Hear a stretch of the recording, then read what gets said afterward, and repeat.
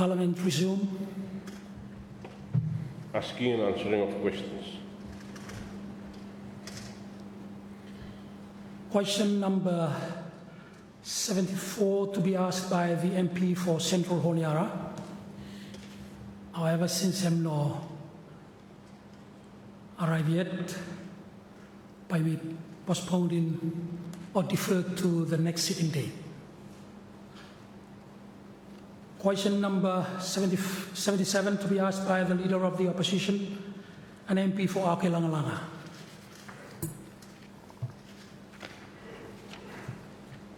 Thank you, Mr. Speaker, and Radisirete. So, question 77, let me go along Minister below Agriculture, and let me read also. What steps is the government taking to deal with the rhinoceros beetle on Brennell and Ballona and the giant African snail on Brennell? Thank you. Thank you, Minister for Agriculture. Thank you, Speaker, and thank you, MP for Langlanga and Leader of Opposition. To answer your question, there is an ongoing coconut rhinoceros beetle or CRB management activities carried out in Rennell and Bellon Islands. The work focuses on monitoring beetle populations, assessing damage to coconut palms, and implemented targeted control measures to reduce the spread and impact of CRB on both islands. The key interventions taken include plantation sanitation and biocontrol measures, which involves deploying natural enemies like fungus and also virus, and the progress made in strengthening internal biosecurity as well as community awareness. So to date on the Rennell Island location, Taha Nuku, Ward 4, and Tingwa Station in Ward 5. In 2021, around December, plantation sanitation was done. This was done through hiring of casuals from the surrounding communities there, which involves cutting down of standing dead palms and dead logs on the ground, hand-picking of larvae, and burning them. Sanitation is done purposely to destroy breeding sites. Also, the same there is delimiting survey by using the pheromone trapping, and this was conducted to determine the spread of the pest, and was done by trapping the adult beetle. Also, visual observation by looking at damaged palms. Also, during that same year, there was also community awareness done. In 2022, plantation sanitation was repeated, and again, cutting down of dead palms and dead logs on the ground, hand-picking of larvae, and burning them. And sanitation is done. Again, sanitation is done to destroy the breeding sites of the beetle. With regards to giant African snail or gas on Rennell Island, it was reported, and it's present around Tingwa Station and the surrounding area. Nicole Enterprise Solomon Islands Limited, or NESI, and Renbell Provincial Government joint effort with affected communities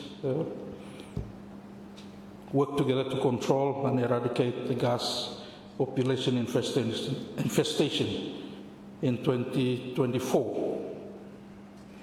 But as you know, the giant African snail adult can weigh up to 30 kilograms. Also, why it is disastrous or invasive is it is hermaphrodite, so it has both male and female parts. That's why it contributes to its rapid population growth. In terms of diet, like we know, it can eat over 500 plant species, and it's nocturnal or night active, and also it prefers humid and sometimes during dry season it becomes dormant. But again, when it's rainy, it becomes active again. So that's why it is very invasive. The giant African snail present in Rennell several years back in May 2016, and so in 2020 the Extension Department assisted with 2 bags of snail bait, and in 2023 the Extension assisted again with another 2 bags of snail bait and used in the community to control the snail. The Ministry of Agriculture and Livestock Biosecurity Solomon Islands only assist with technical information sheet for the teams, the Nicole Enterprise and the government joint effort. Some of the recommendations for those living on Rennell are to use the snail bait available at our local Hutch West Shop. Island Enterprise is one of them. Restrict movement of planting materials or items with soil on them from infected site to new sites. The ministry will continue to monitor the situation on the ground and find alternative ways to control its spread. However, MAL alone cannot contain the spread of giant African snail unless there is a strong commitment, resolve, and participation. On Bellona Island, with the CRB, location is Matangi, Ward 7, East Gongau, Ward 8, West Gongau, Ward 9, and Saiho, Ward 10. In 2019, there was a delimiting survey carried out. In 2021 and 2023, plantation sanitation was again done,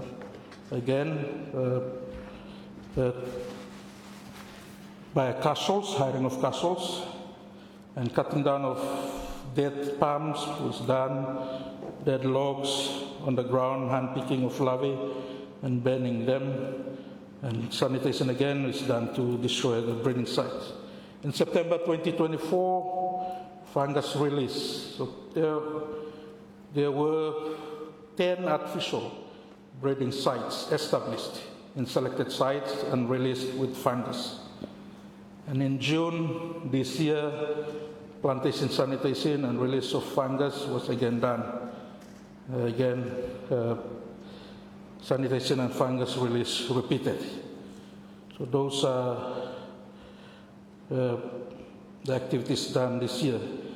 So in Bellona, rapid observation assessment was conducted before the cleanup sanitation activities this June 2025, and visual observation shows most of the coconut palms from the east to the western part of Bellona Island showed signs of recovery compared to the previous observation in 2021. Overall, most of the coconut palms show sign of recovery. Overall sign of coconut palms recoveries are visible. The number of CRB adults and larvae collected were less compared to previous collection in 2021. However, fungus artificial breeding site needs re-establishment to control the status of CRB spread on Bellona Island. Hence, virus control was planned for Rennell Island. The two control agents, virus and fungus, will not go together. So, in conclusion, the ongoing response to CRB in Solomon Islands has made a steady progress to strengthen sanitation efforts and gradual expansion of biocontrol methods. Sanitation work, particularly community and plantation owners, cleanups. Removal and destruction of breeding materials continues to be the most immediate and effective frontline defense. These efforts have reduced breeding sites in several high-risk areas, although maintaining consistent community participation remains a challenge. Lastly, combination of sanitation and biocontrol initiatives are showing promising results. I thank you. Thank you, Minister. Thank you, Opposition Leader. Yeah, thank you, sir. I suppose with these, the case below Reynolds Bellona, because of their isolation, yeah, and nice species coconut loget, yeah.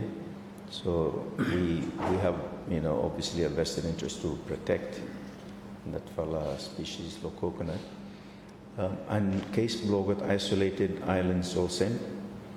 A ship goes there, once every 4 months or also.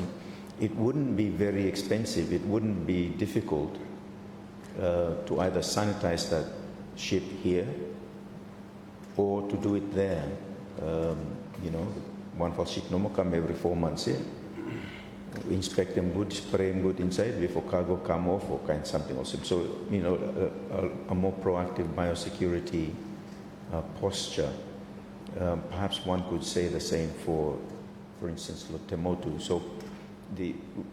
So we are slowly pushing back against these pests, and obviously a lot of it comes from here because you may import them. Pests here come here, but going out to the remote ones here now. If the disposition below ministry is that him go there now, okay, you may just follow him go, as seems to be the case. That one now also you may let him something go no more wherever and me casting before you may travel kick around go behind. So perhaps for Minister comment a little bit. Thank you. Thank you, Leader. Minister.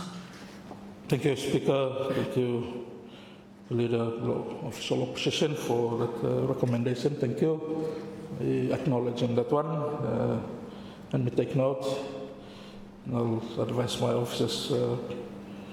We are faced with a challenge like this one, because every city, go from everywhere, no, from Honerana, then just go. So, sometimes from Narsite, go na.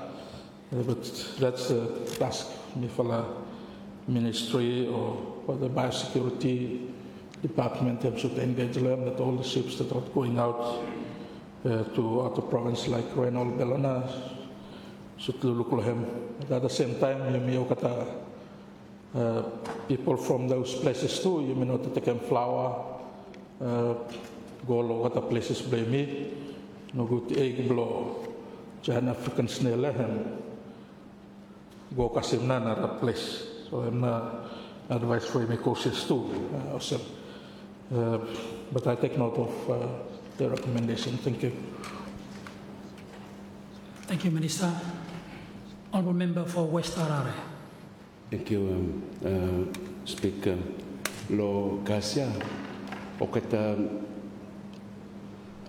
this one hemi foreign alien hemi come, no kakarim before. And thank you, Minister, for hard work for fighting this one. Look at the companies, local companies now more. So at the responsible for passing on. That can call look at the islands here, look at the lockbone, look at the two machineries. Is there any understanding waiting market company for this fight? Ministry hemi can waiting market or Ministry of Environment? Thank you, Speaker. Thank you, Minister. Thank you, Speaker. Thank you, MP for West Harare for that one. At the moment, no more. If I'm not got anything, but there's something that we wish to be looking into for control of the ships that they can go with the used machines. They have to be cleaned well before. But finally go over the new site of them so that we can control spreading of this invasive alien species that you make that causing disaster for people blaming. I take note of that and thank you. Thank you, Minister. Thank you, Officer Leader. Yeah, so I do wish to thank the Minister for Agriculture for the responses for him. These are obviously concerns for every island, Bloyumi. A recent visit Blomilo there now with a racing with me, so may come racing, make me bring it to the attention of the ministry. So thank you, sir. Motions, motion number 22, motion of Sine Die. Honourable members, on Thursday, 11th December, the Prime Minister moved that the present meeting will conclude and the Parliament adjourn as Sine Die when it rises this Wednesday, 7th December 2025. The rule of relevance is relaxed during the debate on a motion of Sine Die. However, other rules of debate still applies nonetheless. Honourable members, the floor is now open for debate. Thank you, Opposition Leader.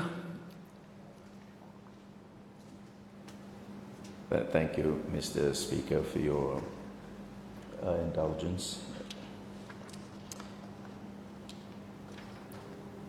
So as we are entering the festive season, let me read to us a verse to encourage us this morning. In the beginning was the Word, and the Word was with God, and the Word was God. He was with God in the beginning. The Word became flesh and made his dwelling among us.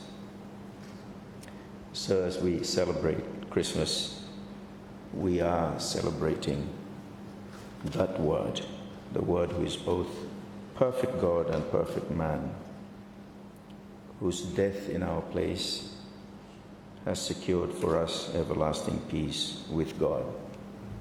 Last time I make fun of bro blow you member blow is gwalkana emi talem Jesus dialogue Christmas here. In many ways he's right, because Christmas happened for Easter. He came to die. That was the purpose of his coming. So no matter what me make fun of probably he was preaching a sermon. Yes, Pastor. So thank you again for the opportunity to briefly add the voice of the peace-loving, law-abiding and long-suffering people of Auke Langlang to the Sine Die Motion moved by the Honourable Prime Minister on Thursday of last week, sir. Let me also, sir, join the Honourable Prime Minister on behalf again of the hard-working people of Auke Langlang to recognise all the efforts of ministers, members and officials to get the business of government transacted through this House over this year 2025.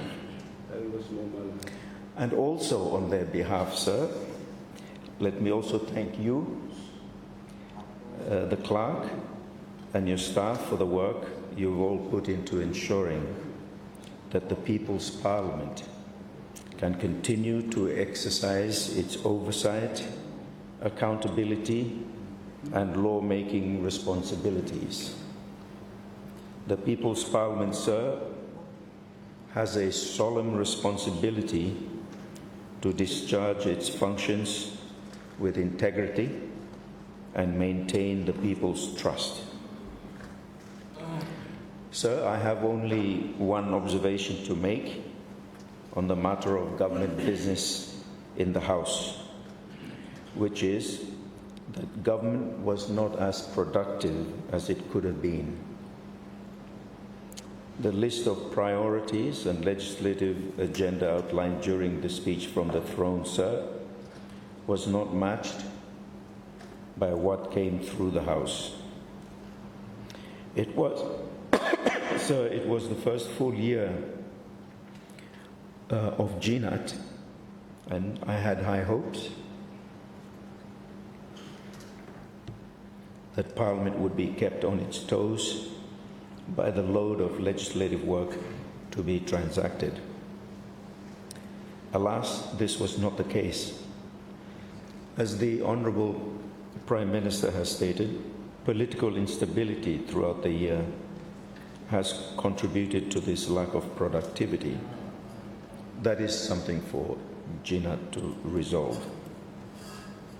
But I will also add, sir, that the level of overseas travel by members of GNAT has been exceptionally high.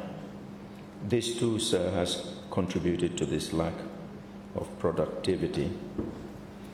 Sir, I was told that some overseas travel by some members of GNAT was without even the information of the Prime Minister, let alone his consent. If true, sir, this is terrible and plain wrong. Further, Mr. Speaker, my office received reports of some ministers not turning up to offices. Sir, this behavior leaves permanent secretaries in the awkward position of not receiving political guidance on policy and is a contributory factor to this low productivity by the government. Sir, the Honourable Prime Minister is expected by the people of Solomon Islands to impose discipline on members of his government to make sure that they execute priorities of the government. I note the Honourable Prime Minister's statement when he moved the motion that we are to expect 2026 to be a lot busier in this regard, and I look forward to that. Mr. Speaker, unfortunately, it has become custom for a Prime Minister to complain about political instability. The current Prime Minister is not the first to complain about it, sir. And if nothing changes, he won't be the last. It is a very tragic situation for our country. We can go into the sources of the current political instability and end up nowhere, sir. GNAT is not stable, we all know that. There are simply too many factions sponsored by a diversity of vested interests, feeding off the personal interests of certain individuals in GNAT. This, sir, is the basis of the political instability. Sir, GNAT is a demonstration of a government that is controlled or pulled in all directions by competing vested interests. It is, sir, state capture. It is not possible, sir, to speak of the national interest as the sole driver of decision-making in GNAT. Sir, when you are making a decision and know what the right thing to do in the national interest is, but you make a different choice, then you know government is held captive to other interests, not the national interest. This, sir, is not good for the country, not good for the economy, and it erodes the sovereignty of decision-making. This is a very serious ongoing issue for our country, and we all have a responsibility to change it. And that, sir, is the spirit with which we need to approach this matter. As I said earlier, sir, this is not a situation unique to GNAT. Previous governments have also had to grapple with political instability and competing vested interests, that it has become normalized. But it cannot continue this way, sir, if we want to see our country and people grow to their potential more efficiently. However, Mr. Speaker, it is not good enough to merely complain about political instability in government. The political instability, sir, exists within an enabling environment. Those enablers need to be removed by constructive policy responses, sir. Constitutional reforms, political parties reforms, electoral reforms, anti-corruption reforms are among the cocktail of changes needed to address the structural defects that allow the enablers to facilitate political instability. Such reforms, sir, ought to be given the urgency required to bring stability to government, so it is not controlled by the competing vested and personal interests. The Solomon Islands government, Mr. Speaker, must work for the people of Solomon Islands, not captured by a few to serve a few. The chains that enslave the government to serve the vested interests of a few, Mr. Speaker, must be removed so it can truly serve only the national interest in all matters. So I am encouraged by some of what the Honourable Prime Minister announced when he moved this motion, especially efforts to reduce the cost of living. I will be keenly watching, sir, to see the reduction in electricity prices.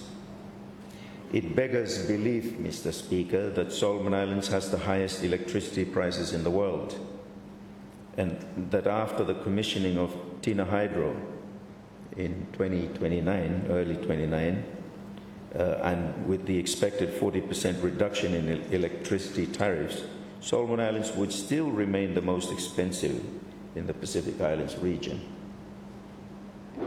Sir, it ought to be government policy to make Solomon Islands have the cheapest electricity in the region. This is entirely possible, sir, and it is good policy. The excuses given, Mr. Speaker, for maintaining the high tariffs for so long have only stood because of poor leadership.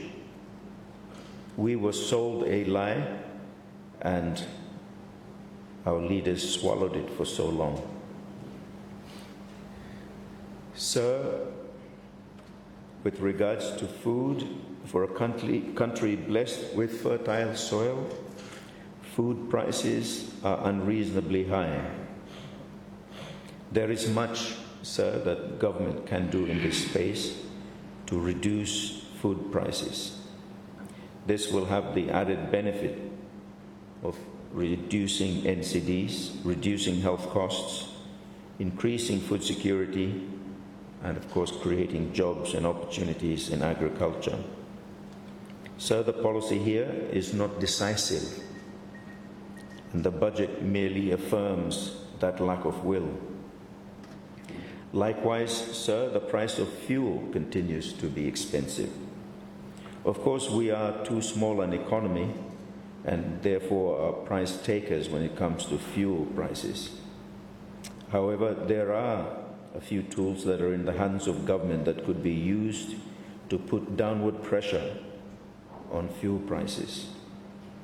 The cost of transportation, sir, is another important part of the cost of living and the cost of doing business in our country. Of course, the fuel price is an important contributing factor, but it is not the only one. Sir, government needs a well thought out, comprehensive transportation policy that addresses the various bottlenecks in transportation to reduce costs, improve connectivity and reliability. So we spent some time debating the lack of meaningful competition in the telecommunications sector, which continues to suffer poor quality services at high prices. Again here, sir, there are tools in the hands of government to make structural changes that will result in better quality, more reliable and cheaper communications. Like electricity, fuel, and transportation, communications is critical to a vibrant economy. Yet in these we see a different picture. What we see is an attitude of the providers betting on getting away with providing poor quality services at high cost under the excuse of fitim solona. Service providers are not held accountable for the poor quality of their services. It is because they can get away with it, Mr. Speaker, that they do. The reforms to the independent regulator, sir, must include this need for accountability. As long as policy makers accept this terrible, lazy excuse, Mr. Speaker, our economy will continue to be on a chokehold and will not be the attractive investment destination Solomon Islands ought to be. So the cost of education also is becoming too expensive at all levels of our education system. This is something that is directly under the control of government, but somehow has slipped. ECE, primary, secondary, TVET, and senior are all expensive. There is no exception. It is as if school fees are set to make it very difficult for families from sending their kids to school. So school fees are higher than the annual income of parents, and in some cases more than double the annual income. This, Mr. Speaker, is an absurd situation. But how long will it continue like this, sir? Education can be and ought to be free. But if GNAT is incapable of delivering free education, sir, at the very least, reduce the school fees to a reasonable percentage of the annual national income per capita. It can't be all of that annual income per capita. So housing is the other critical area requiring a strong and clear comprehensive policy response. The current policy position, sir, is one of neglect. The result is the high rents that are beyond the affordability of many Solomon Islanders, especially the young. Urban centers, sir, are showing a clear class divide when it comes to housing. Mr. Speaker, bank lending, government incentives, land availability and values, infrastructure and access to public utilities are all important elements to be considered in the cocktail of policy responses to this important sector. But neglect cannot be an option, sir. In terms of economic policy, Mr. Speaker, government is right to point to the growth potential in minerals, tourism, fisheries, agriculture, infrastructure development, telecommunications, aviation, and commerce. So it is one thing to identify these growth sectors, but it is quite another to realize their true potential. It is the role of government policy, sir, to unlock that potential, both fiscal and other policy. This is, sir, where there is clearly lethargy. The government cannot do everything, of course, and that is certainly not what I am trying to say. However, government is the key player in enabling other players to do their part in creating the opportunities in these sectors that would lead to realizing their potential. The 2026 budget, sir, does not provide the game-changer initiatives in these growth sectors. There's increases in allocations, but as we discovered during Committee of Supply, the decisive investments are just not there. Sir, as I said during Committee of Supply proceedings, to unlock the potential in these sectors, government needs the will to set aside $2 to $3 billion per year for the next 3 years allocated to targeted initiatives. Such a serious investment will pay dividends in the medium term. We wouldn't have to wait long. Hybrid coconut and cocoa, for instance, only takes 18 months to harvest. A substantial investment in nurseries, farms, extension services, processing for both these crops have the potential to double the GDP on the back of just those 2 crops over the midterm and create many jobs and business opportunities. Agriculture, singularly, sir, has the potential to more than double our GDP, and such growth will be very inclusive, as it will be distributed right to our villages. And it ought to be a no-brainer, sir, to invest significantly in this sector. However, sir, 2026 will be another year that potential will remain just that, potential. Sir, one can say the same for fisheries and tourism. BINA aside, the allocations to both those sectors are not game changers. It seems, sir, that the government's fiscal policy for these key sectors is one of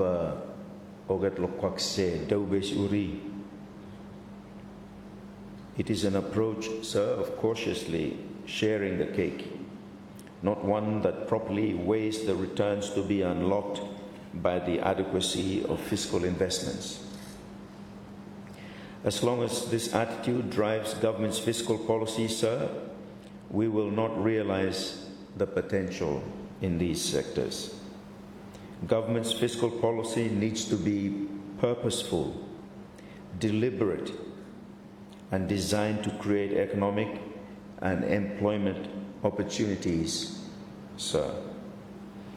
The current policy disposition, sir, is to throw funds at something and hope that as a byproduct it will create such opportunities. I know, sir, that BINA is not an aside, and I acknowledge the serious budgetary commitment made to it. It is important, sir, to find the right vehicle to take on the responsibility of developing BINA to its potential in a timely manner. So minerals are a non-renewable resource that must always be kept at the forefront of policy and decision-making in this sector. Therefore, Mr. Speaker, sustainability of income from this sector must guide policy on how to maximize and allocate income and wealth from the sector. Equitable and inclusive growth is also an important policy outcome in this sector. Our experience in the gross mismanagement of the forestry resource over many years must be instructive, Mr. Speaker. I keep saying, and it is worth repeating, sir, that the development of Solomon Islands is the development of Solomon Islanders. Development that does not develop Solomon Islanders cannot be true development. The mismanagement of the forestry sector, sir, demonstrated many things that must never be repeated.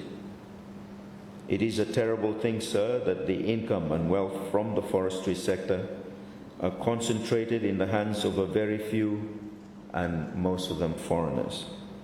This cannot be development, sir, and it is certainly not what we want to see in the mineral sector and must be avoided.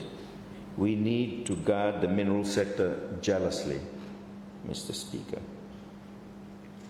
Sir, I am pleased that government has abandoned the misguided policy of not being involved in the mineral sector, as is proposed in the Mineral Resources Bill 2025 that is still going through the Bills Committee.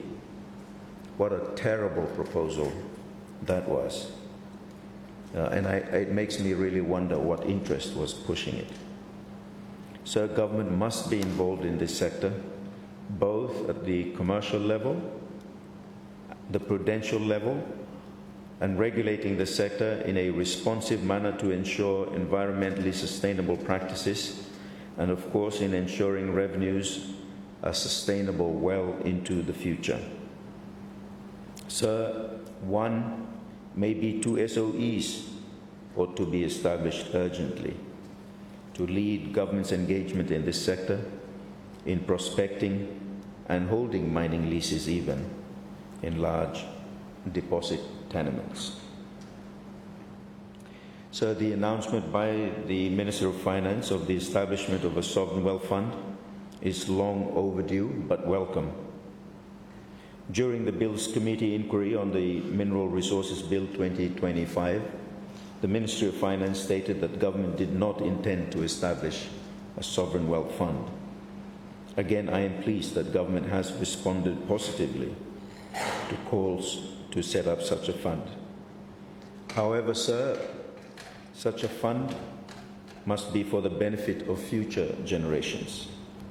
It must not be used as a backstop for government cash flow requirements. This would defeat the purpose of a sovereign wealth fund. It is important, sir, that the Ministry of Finance studies similar funds in other countries that are performing well. Mr. Speaker, regarding government borrowing, on a number of occasions I have encouraged government to not fear more borrowing.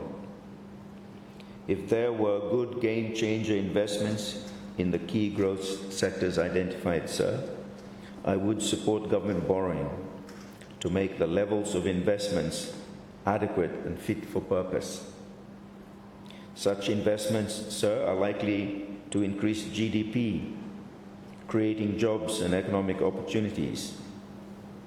Increases in GDP, sir, will ensure that government debt remains within manageable levels and not push government into distress. However, sir, Tina Hydro and the international wharf upgrade projects are instructive in excessive pricing that has resulted in unreasonably high loans that have become questionable value for money propositions. Kongulai water treatment project, sir, seems to be headed in the same direction. Foreign contractors, and including international financial institutions that enable it, seem to find it easy, sir, to take us for a ride. Because of our own incompetence sometimes in technical analysis and negotiations, we tend to sign on the dotted line too quickly. We fall for the lie that Solomon Islands is an expensive destination and therefore everything is priced excessively. Sir, Solomon Islands remains a high taxation economy. It is time, Mr. Speaker, to reduce taxation burden, to increase productivity and tax compliance. You know, sir, the curve used to illustrate the theoretical relationship between tax rates and the resulting level of government tax revenues is called the Laffer curve. It is, sir, an interesting tool that can inform government's taxation policy. Key concepts, sir, of that Laffer curve are, first, it's a U shape, but it's turned upside down. And at one extreme, there's 0% tax rate. Then the government collects zero revenue. At the other extreme, is 100% tax rate, and the government collects zero revenue as well, because people will either not work, not invest, or evade taxes. The optimal rate, sir, is between, of course, 0 and 100%. And as you rise from 0, you will hit a part of the curve, sir, where maximum revenue is being collected by the government. And if you go past that optimum level, sir, you will see tax avoidance increasing. The fact that in our economy, tax avoidance is high, the lack of compliance is high, is testament, is evidence, sir, that our tax rates are simply too expensive, too high. And so we need to look at that matter, sir.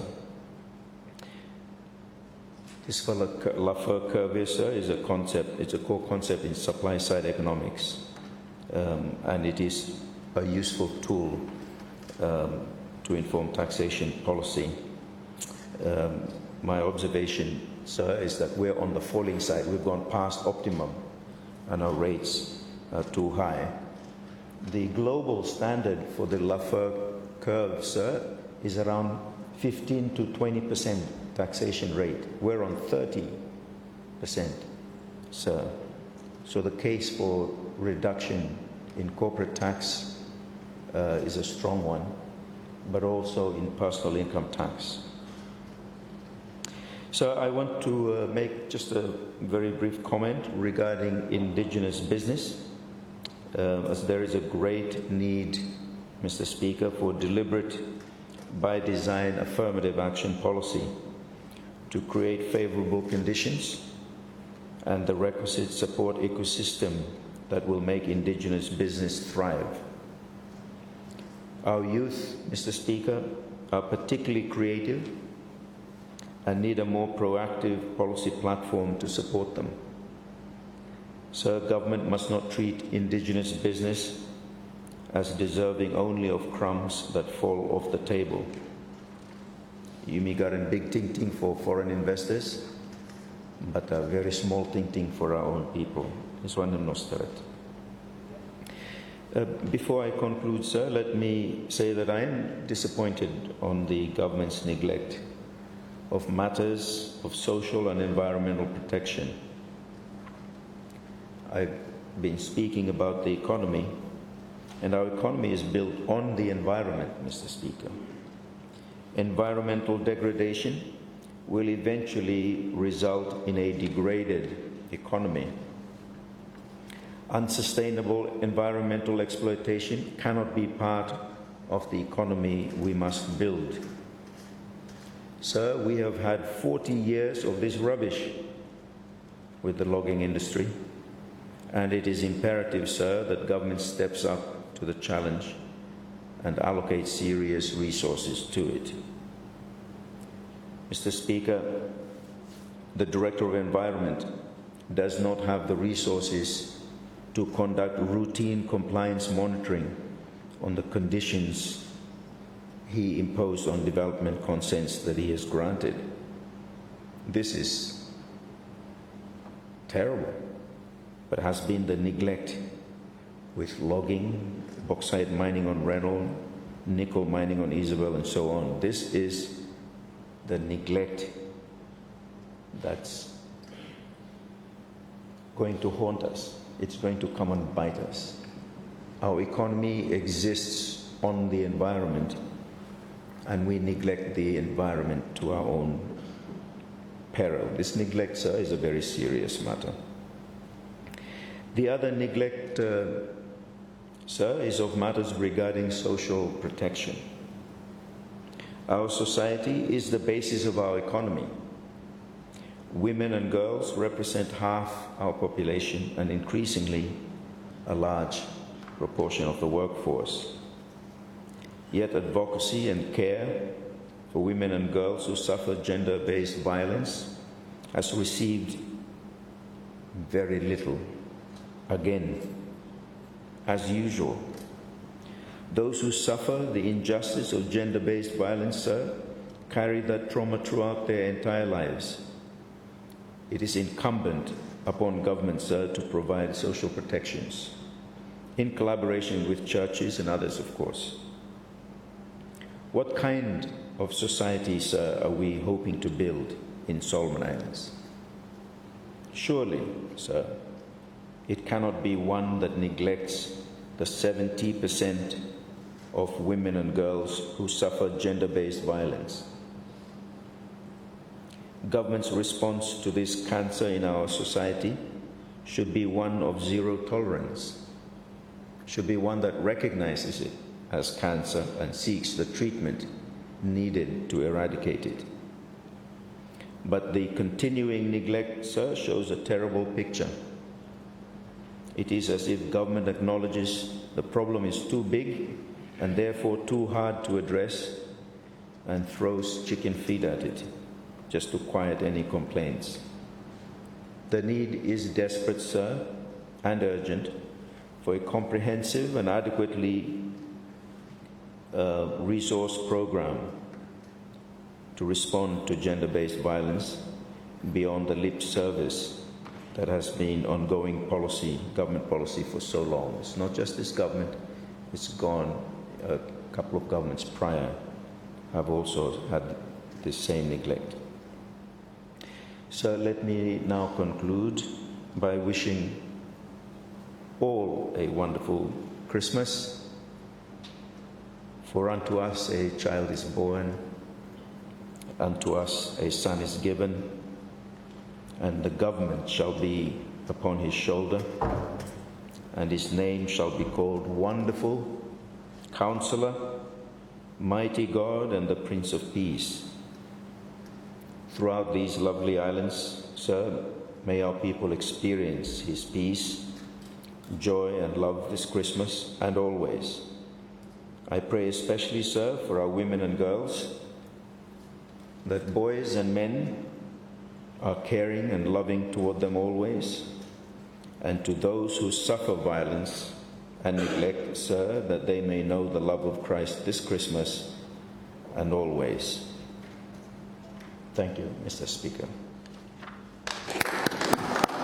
Thank you very much, Honourable Member for Auke Langalanga and the Opposition Leader. Thank you, Minister for Health. Thank you, Mr. Speaker, for giving me an opportunity this morning. Honourable Prime Minister and Speaker, Opposition Leader of Independent, and my distinguished colleagues in the 12th Parliament. Before presenting my motion of Sine Die, may I begin by congratulating the Chair for capably steering the proceedings of the debates on the 2026 Appropriation Bill.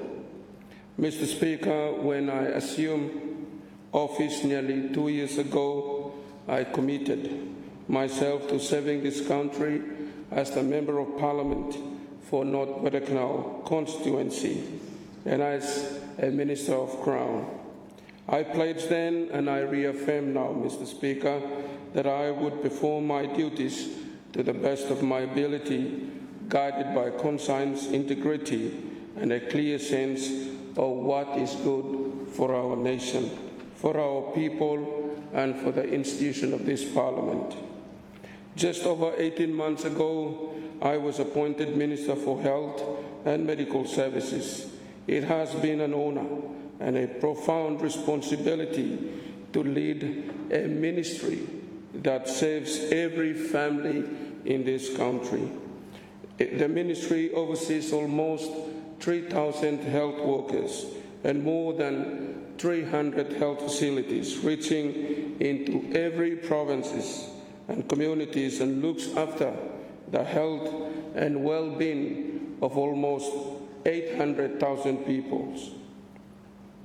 Mr. Speaker, the vision of the Ministry of Health and Medical Services is a healthy future for all Solomon Islanders, where everyone, regardless of where they live, have access to equitable, highly quality preventive, curative, rehabilitative and promotive health services under the National Strategic Plan 2022 to 2031.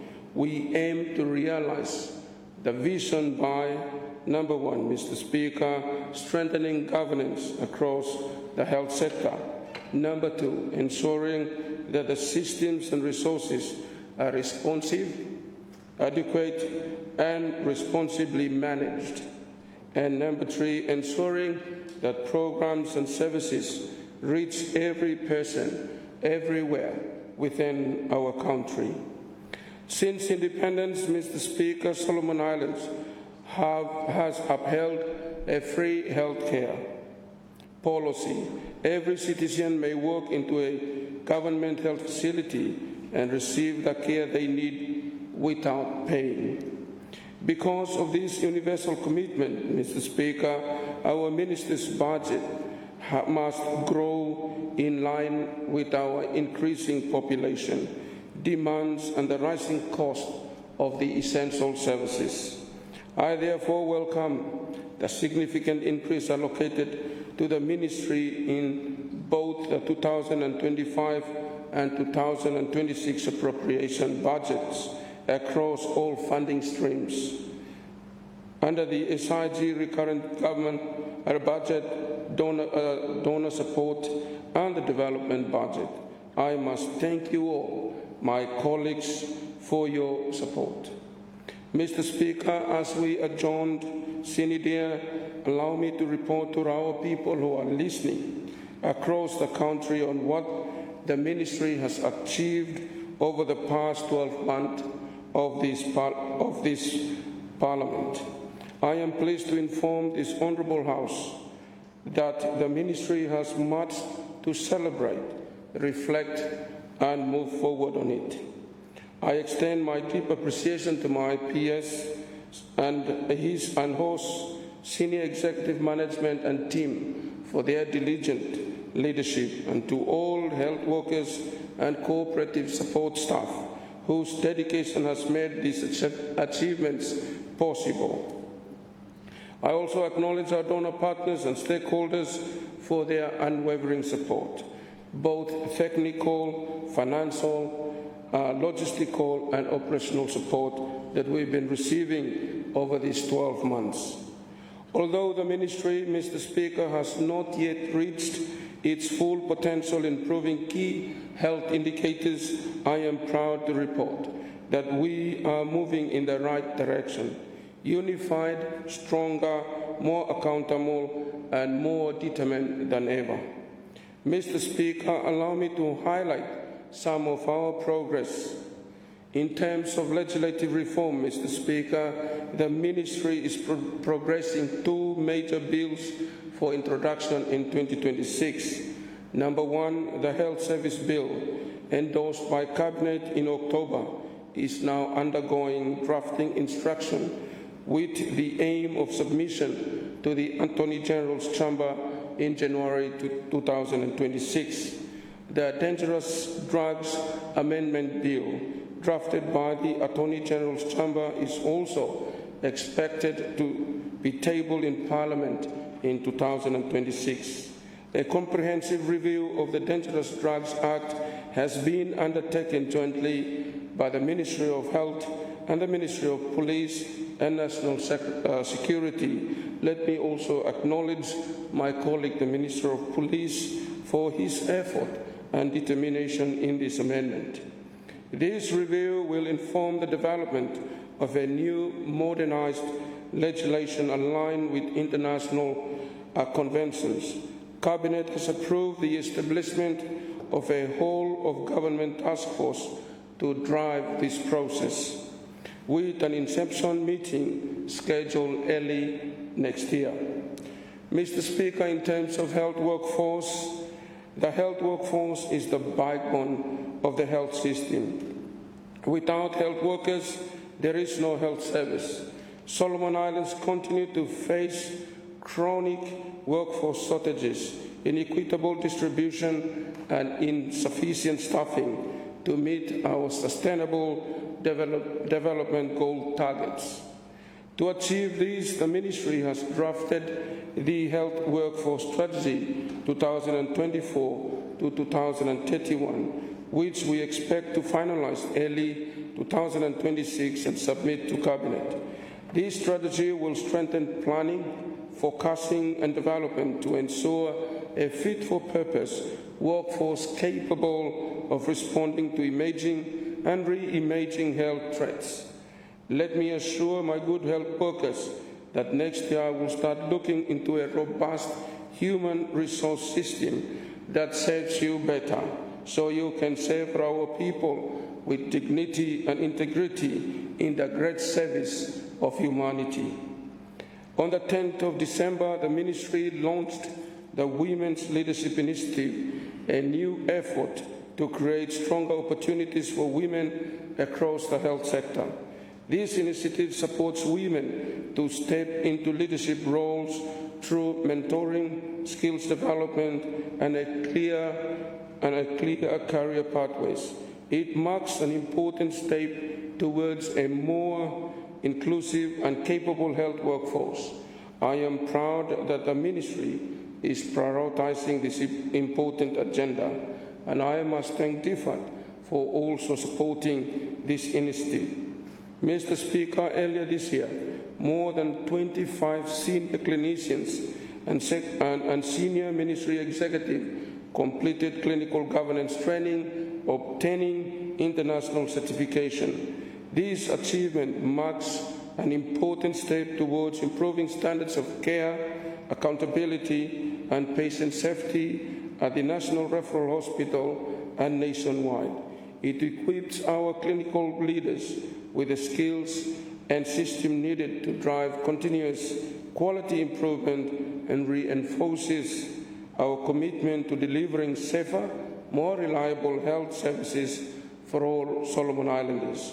Mr. Speaker, in terms of infrastructure and role delineation policy, aligned with the role delineation policy and the National Health Strategic Plan, the Ministry is pleased to report the completion and the launch of major health infrastructure projects in 2025, including, number one, Matanico Dental Services. We did renovation and already launched this health infrastructure. Conide Area Health Center, we also launched this health infrastructure this year. Deva or Dedeu Rural Health Clinic, Kukum Uben Health Facility, Tulagi Mini Hospital, Helena Goldie Hospital, and also earlier this year, the Comprehensive Medical Center. These are health facilities, Mr. Speaker, that we launched this year, 2025, and they are in operation. Looking toward 2026, Mr. Speaker, we anticipate the openings of the Naha Bathing Center, Kilufi Hospital expansion, Manuopo Area Health Center, Wagena Area Health Center, Tukutaunga Area Health Center, Guanetai Rural Health Clinic, Sulufo Loa Rural Health Clinic, and Horabau Rural Health Clinic. These are health facilities that we yet to launch, and we will going to launch them in 2026.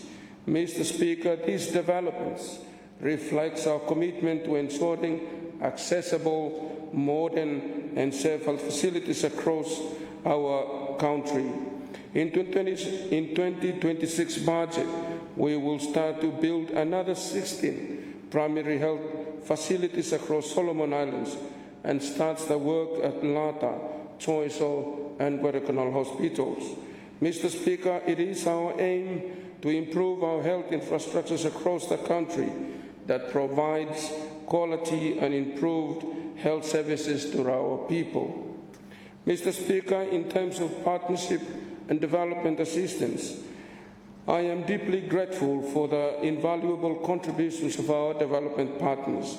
I extend sincere thanks to the Government of Australia, the People's Republic of China, Japan, Korea, the World Bank, Asian Development Bank, the Global Fund, Gavi, WHO, UNICEF, UNFPA, SPC, the Doherty Institute, Murdoch Children's Research Institute, KB Institutes, Guizhou Medical University Hospital, and Family Planning Australia for their support that continues to strengthen our journey towards improved health outcomes for our people. Mr. Speaker, in terms of medical supplies and drug security, challenges in medical supplies have long affected our people. With the increased budget in 2025, these challenges have eased significantly. including repayment of major outstanding bills. However, much more work remains. We are addressing bottlenecks, Mr. Speaker, in procurement, payment, storage, and distribution to ensure medicine reaches all facilities on time and to eliminate stockouts. Our finance team within the Ministry and the National Medical Stores are working closely with the Ministry of Finance and Treasury and partners to resolve long-standing issues. These are shared responsibility, and we will continue to strengthen systems to ensure that no citizen is left without essential medicines. In closing, Mr. Speaker, throughout the past 18 months, we have stood in this chamber to restore hope and confidence in our leadership. External challenges have tested us, yet we responded with resolve. I wish to record my deep gratitude to the caucus, Cabinet, and the Honourable Prime Minister for your steadfast leadership and support throughout a challenging time. To the Ministries of Health Senior Executive Management Team for professionalism, patience, and commitment. To all my health workers nationwide, in the National Referral Hospital, provincial hospitals, and every health facilities, I salute your dedication and professionalism. Let us continue to save our country's health from shore to shore for the future of our generations to come. To the people of North Guadalcanal, for your prayers, trust, and steadfast support, it is an honor to serve you as your Member of Parliament in this 12th Parliament. We have achieved milestone development in 2024. For instance, our road infrastructure maintenance established our 12 economic zones and able to invest in education and economic livelihood. This year, we have delivered projects valued at 1.4 billion, and we will continue to deliver our projects this month until next June 2026 with a value of 5.1 million in aiming to launch our 12 zones cooperative societies. I must thank the chiefs, church leaders, community leaders, and the people of North Guadalcanal for your support, trust, and confidence given to me to lead us into the future.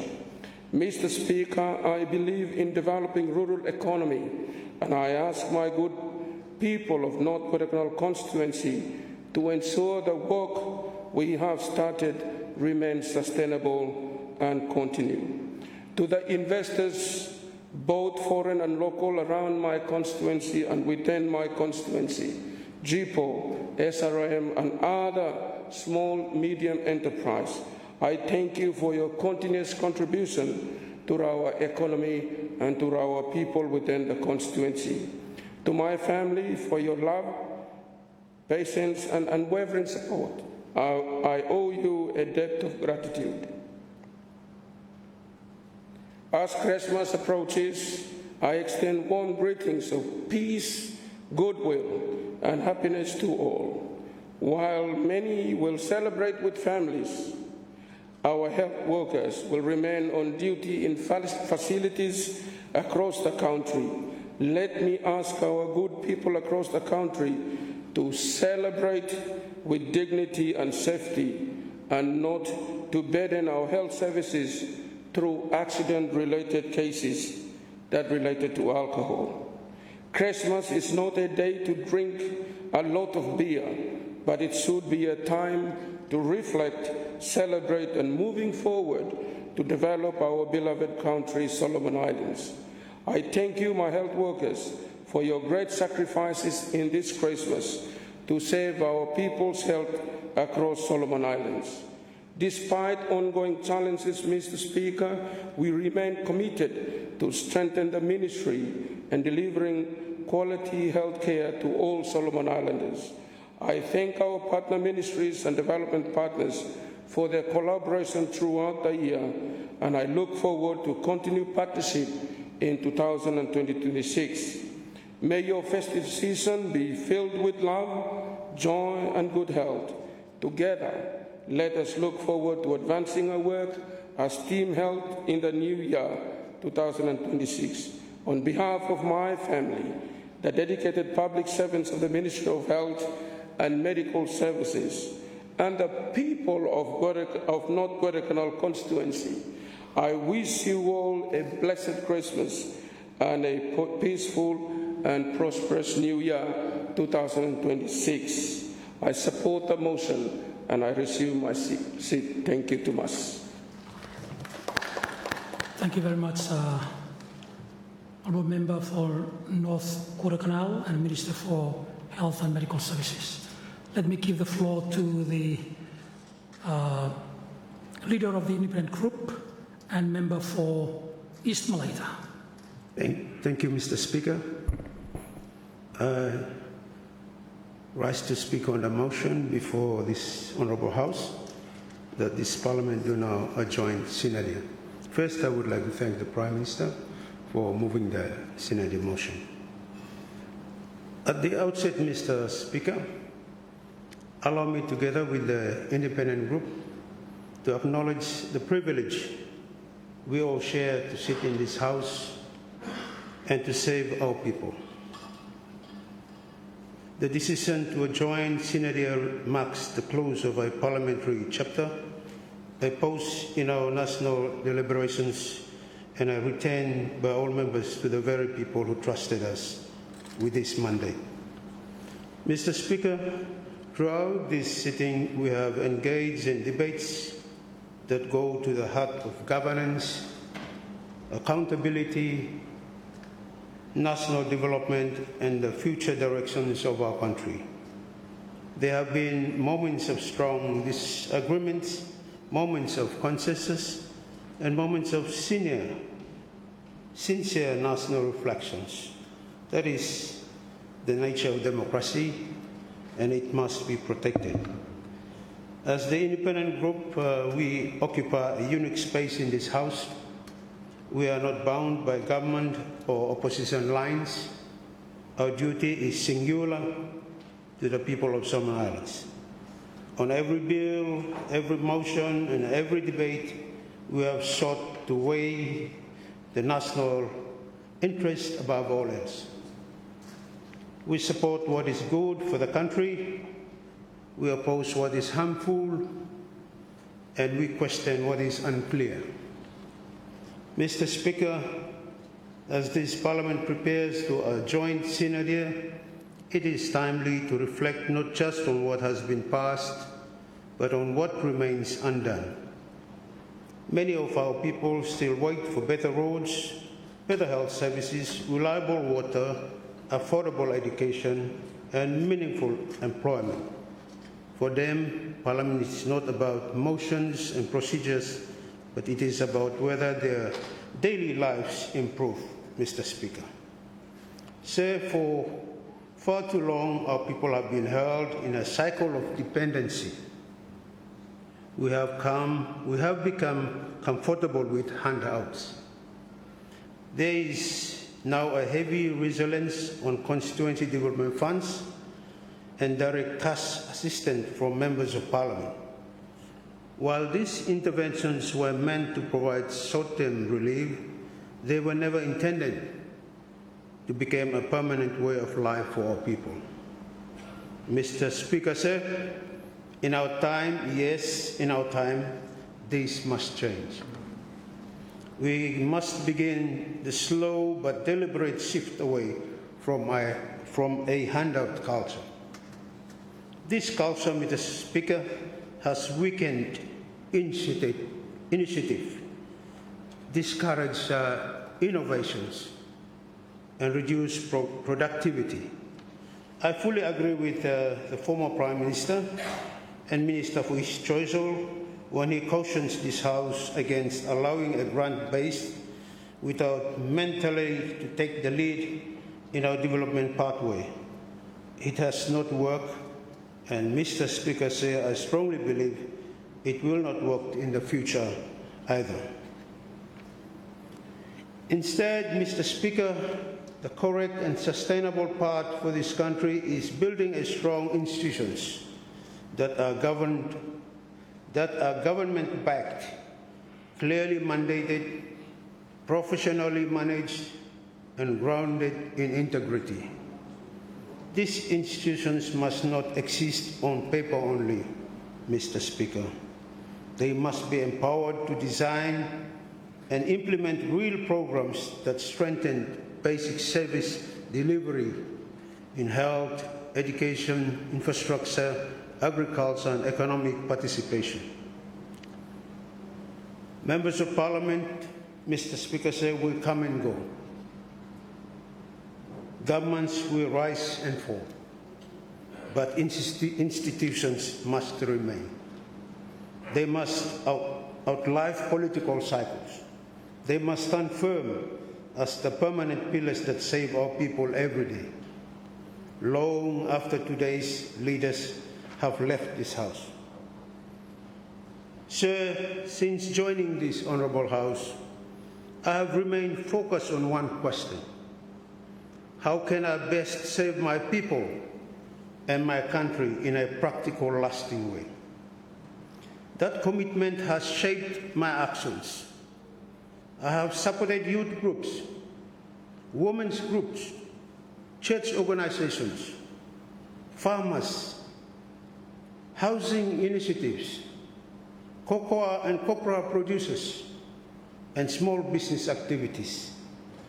I have also made serious efforts towards a medical health center, because health is not a luxury, it is a necessity. Sir, every one of these areas carries its own unique and often difficult challenges, from land issues, to access to finance, to transport, to human resources constraints. There are no shortcuts. There are no easy solutions. Sir, I have also directed significant effort into road connectivity in East Malaita. New roads linking East Malaita to Koibeta East Koyo and to Auki economic lifelines, opening up markets, lowering transport costs, enabling access to healthcare and education, and restoring dignity through opportunity. Yet, Mr. Speaker, sir, even road development has its own serious challenges: funding, terrain maintenance, and community cooperations. Nevertheless, Mr. Speaker, sir, at this point in our national journey, we must leave this House with humility, because the truth in this, the passage of laws in this chamber does not automatically translate into change on the ground. Laws required fundings, policies required implementation, and promises require discipline. So that is why appropriation bills such as this budget are fundamental to service delivery. They are financial documents, moral instruments of national priority. They determine whether clinics get medicines, whether classrooms get teachers, whether roads get built, and whether young people get opportunity. Mr. Speaker, sir, how we distribute this budget is a serious responsibility. Every time we lean towards one sector, another sector feels the pressure.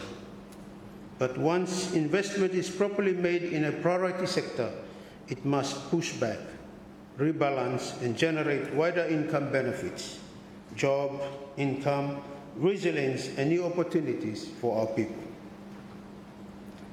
Mr. Speaker, sir, again, it is deeply concerned that in our national budget, environmental protection receives a 1% of allocation. While we claim to value our forests, our rivers, and natural resources, we have not given the financial support to protect our national capital. So that is why we try for that. We try for balancing everything, Mr. Speaker. Now we try to look priority everything why we look balancing, so that everything can balance, Mr. Speaker. Because I mean, we look law that once said, for, like when we talk about environment, it's very important when we look at our staff to monitor all the happenings of mining this time, loggings, Mr. Speaker. I mean, now because of the limited budget, our staffs will not move around in our provinces, because that's what they said in the Public Accounts Committee said. So that's why I just want to raise this one, so that, I mean, it's just something that IMI must, every time IMI look Lord budget, IMI balance in everything where priorities hem upon, we prioritize those areas, so that our staff can go down to our, like, every time we heard about leader of opposition questioning now what the mining lane here, like in Rainbell, the holes are there. I'm not covered now because of our monitoring systems. Now, monitoring, so that water logging mining companies cover back water holes here, or take them out of machines where break down there and remove them. Also, Mr. Speaker, I think that's what I was trying to pinpoint the Lahelo budget on balancing our priority areas inside law. What the ministry is blaming, Mr. Speaker. So I've also stressed my support to anti-corruption institutions, and that it must be fully supported to ensure we have transparent and implementation process. Like another area too, yeah, where we highlighting to the budget. Our independent institutions, Mr. Speaker, very, very limited budgets. But these are the government institutions, Mr. Speaker, where IMI government put them up. So we must try and we support these institutions. SICAP, yeah, Ombudsman, water areas, Mr. Speaker, water group here, they have the very limited budget to implement now Blogata. But I hope next supplementaries or what come up, come on by helping water institutions blame here. Also, I just want to also say on the stability, Mr. Speaker. I think it's good time, Mr. Speaker, that government have to try and work together with him, the parties that they are in, Mr. Speaker. I think this is what I have seen here, Mr. Speaker. Work together, Mr. Speaker, and I would like to call on the Prime Minister, with the coalition agreements, work together, building a trust among the coalition agreement, so that government is strong. I mean, we are here. We want to see government you stabilizing yourself and implementing what I work up you. So I think that's what I would like to encourage the government, Mr. Speaker. For strong effort together, and then implementing what policies the government. I think that's what I would like to say, Mr. Speaker. For me, just stop and me to talk about stability, and I think I'm no good something, Mr. Speaker. I think we are here. We are also here to support you. What now? What programs will your government be doing? I think that's what IMI is supposed to do, Mr. Speaker. The stability. Time to talk about stability, Mr. Speaker. Sir, was up me finish?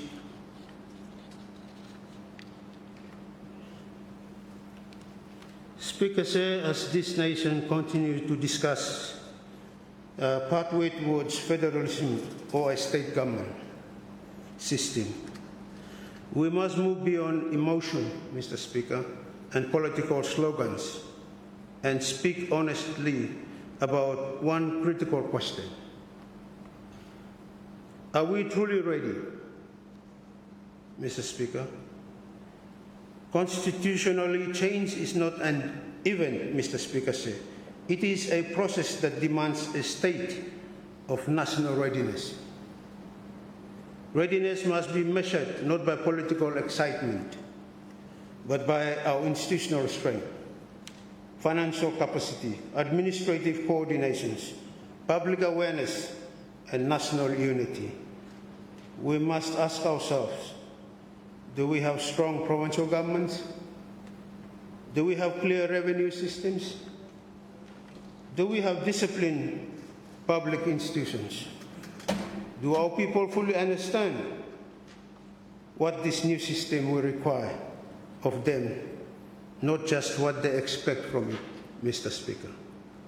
Until these questions can be answered confidently, Mr. Speaker said, we must prove with caution, preparation and responsibility, because a new system of government adopted without true readiness will not deliver prosperity, but will multiply our risks. Say, this one now, I'm saying, thinking below side the federal system, state government where imi lulukulhem. I'm not something imi less lahem, but imi must be not only driven by our emotions. Imi must be true for him. That by this one I walk for imi, Mr. Speaker. This is very important because this one I have come dividing unity now, Mr. Speaker. Unity plus Solomon Island. So it is something that we must think very carefully about. And I thank the consultant block government who have me doing consultant this time with him, other parties, and even him consult with the members too, especially. And he is independently giving his view, Mr. Speaker. So I thank the consultant, Prime Minister. The consultant is doing really good.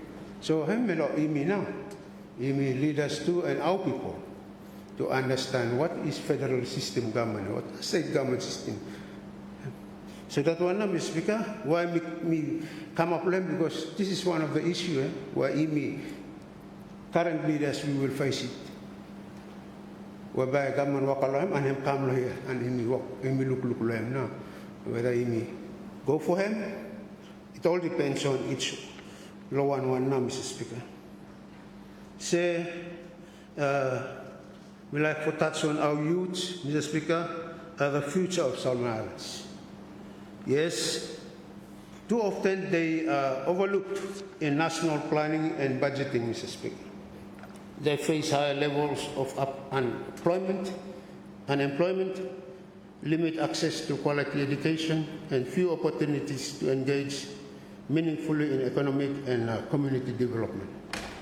Mr. Speaker said, investing in our youth is investing in our national security, social stability, and economic growth.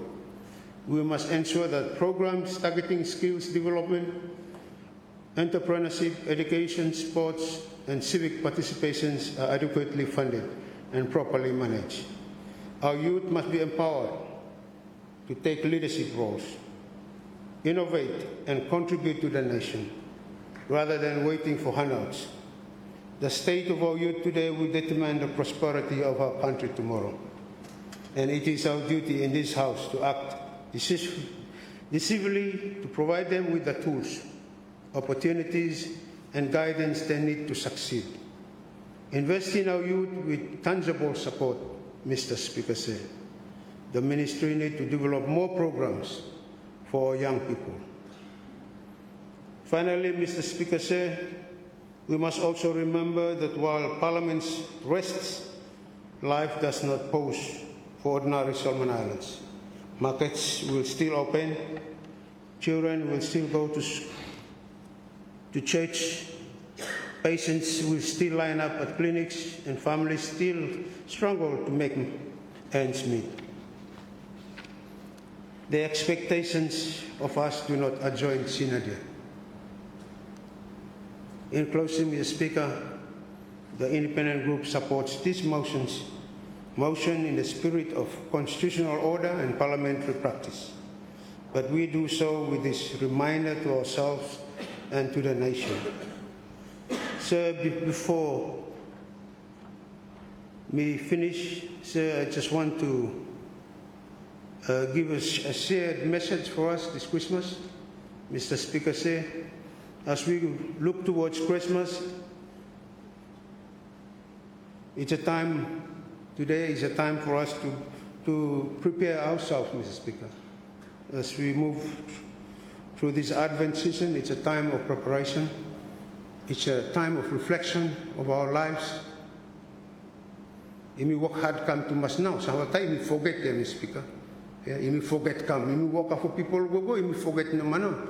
Ma imi go for Christmas. Next week no more Christmas. But I'm good time too for him to reflect and look back on life, blame to with him. Our God in heaven, Mr. Speaker. Yeah. Small for something no more have need him, blame to Mr. Speaker, this whole time that let us look to him. Let us look to him this period, this Christmas season, look to the Christmas season that, yeah, our lives are ready to receive him, Mr. Speaker. I think I don't want him like him, open our hearts to him and ask him to come into our lives, Mr. Speaker. I think that's what we want. Christ coming this Christmas and just for come to life with him to Mr. Speaker. Yeah, that's what him like him. So if him to over busy too much, spare him a little bit time for him. Yeah? A little bit time no more, Christ like him for him to Allah. Open him heart there for him come inside. I think that's what we want. Like this Christmas, yeah? No good you overloaded with him, wakaya go, you forget him Christ now. And this Christmas, you no go prayer now. This Christmas you just enjoy and party. I think party behind first time. Yeah? Prayer first time, Mr. Speaker. Mr. You man for prayer, Speaker. So I think it's good that we spend our time this Christmas here putting Christ birth inside life mental. So I think that's the small message I want to share with us this morning, Mr. Speaker. This house may adjoin Sine Die, but our duty to our people may not stop, Mr. Speaker. We're still working. So that's why I said just give a little bit time for Christ to born into your heart for this time until Christmas. Yes, but I just want to say something too, Mr. Speaker. Sometimes we look at Christmas, yeah, as Christ's birth, but we must know that Christ him come every day, no man. Yeah, Christ come every day, knock at our door, every single day, him come. Sometimes you say, now we focus for Christmas, not before medicine. Yeah? No. So that's the message me like sharing, Mr. Speaker. Christ come double into our heart every single day. Yeah? And that is why, Mr. Speaker, if you go, you lose today, but you are not open your door for Christ coming. Sorry na, Speaker, you lose na. Or me lose na, Mr. Speaker. So that is a very important point me like sharing. I think Christ knock at our door every single time, every single seconds, minutes, and just wait number. When we open our hearts, and come in, and then celebrate with him in Allah.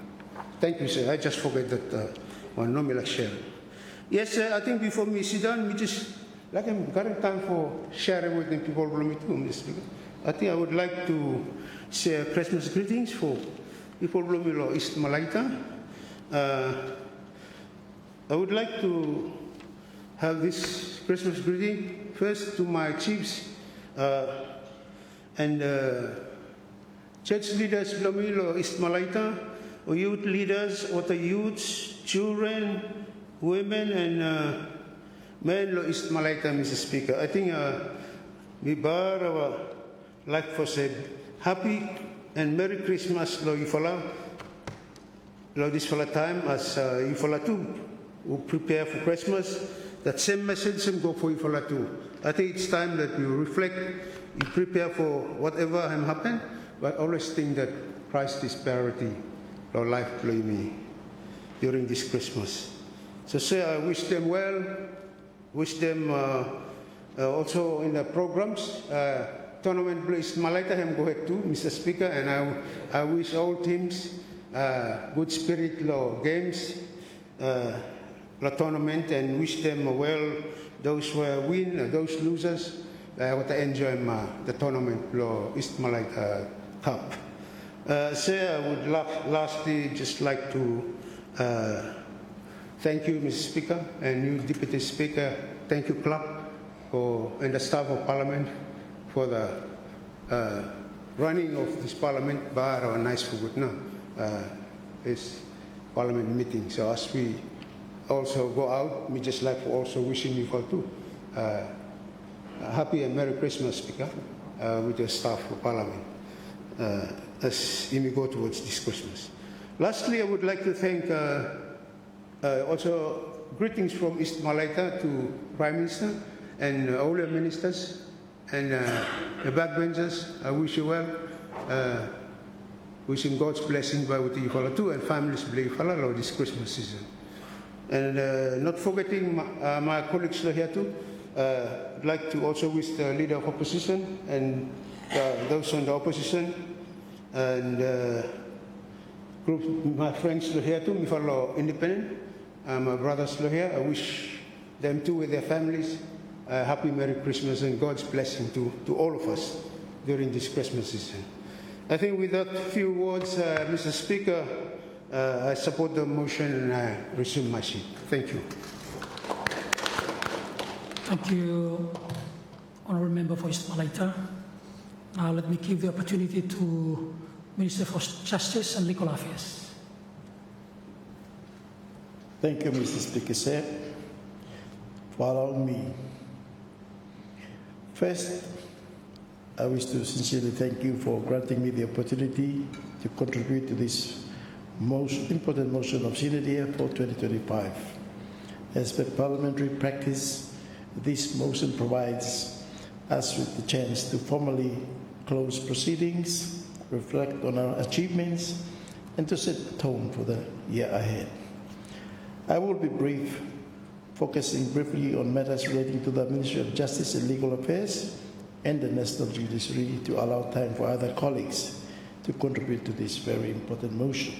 Mr. Speaker, sir, I would like to extend my gratitude to you, sir, for your leadership and overseeing this session, and commend your staff for the efficient administration of parliamentary proceedings, the committees, and sessions throughout this year. Mr. Speaker, sir, I am equally grateful to the Honourable Prime Minister, my fellow ministers, and members of Parliament for their constructive session contributions. I am also grateful and to acknowledge with appreciation the Australian Government and other partners for their continued support to our legal agencies, the judiciary and magistracy, through training, infrastructure and court circuits in support in 2025. To this end, Mr. Speaker, sir, I would like to use this opportunity to extend my deepest appreciation to DPAT for the endorsement this year to continue to provide funding support for our legal agencies and the National Judiciary through the Australia Solomon Islands Partnership for Justice, ACIPJ, for the next 4 years. The support also includes support for our police, correctional, and for ICT under the Ministry of Finance. Mr. Speaker, sir, I must commend the leadership of the PAC Chair and the committee for their valuable feedback and support for justice and the National Judiciary in the 2026 budget allocation. For the first time, my ministry has received an increase in its development budget, particularly for infrastructure, alongside similar support for the National Judiciary. I also thank colleagues across the House for their helpful contributions to refining our budget allocation. Mr. Speaker, sir, turning to achievements and plans, a major policy outcome for my ministry this year has been the legal reform of our agencies, the first comprehensive reform since independence. These reforms, approved by Cabinet in May and launched in July, are progressing well. The goal is to ensure our legal institutions remain relevant, people-focused, and future-proof. In 2026, specific ministry outcomes will include legal reforms for establishing the Office of the Attorney General under a new legislation, modernizing the Law Reform Commission Act, creating a statutory office of the public solicitor, and establishing the Office of the Director of Public Prosecutions, and strengthening land title registration and introducing copyright regulations. Mr. Speaker, sir, these important reforms mentioned are not just about laws. They are about building a nation where justice is accessible, its legal institutions are strong and trusted, the sum of which is to contribute to an economy of justice. Mr. Speaker, sir, 2026, my ministry's other focus will be towards judicial autonomy, a GNAT policy priority for the national judiciary. Judicial autonomy has long been recognized in our constitution, but never fully operationalized. A challenge informed by various issues.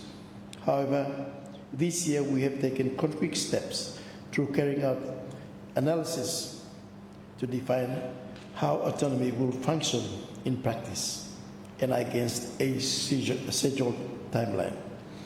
The overarching goal is to give substance to the third arm of our democracy, an important milestone when we as a country celebrate our 50th anniversary in 2028.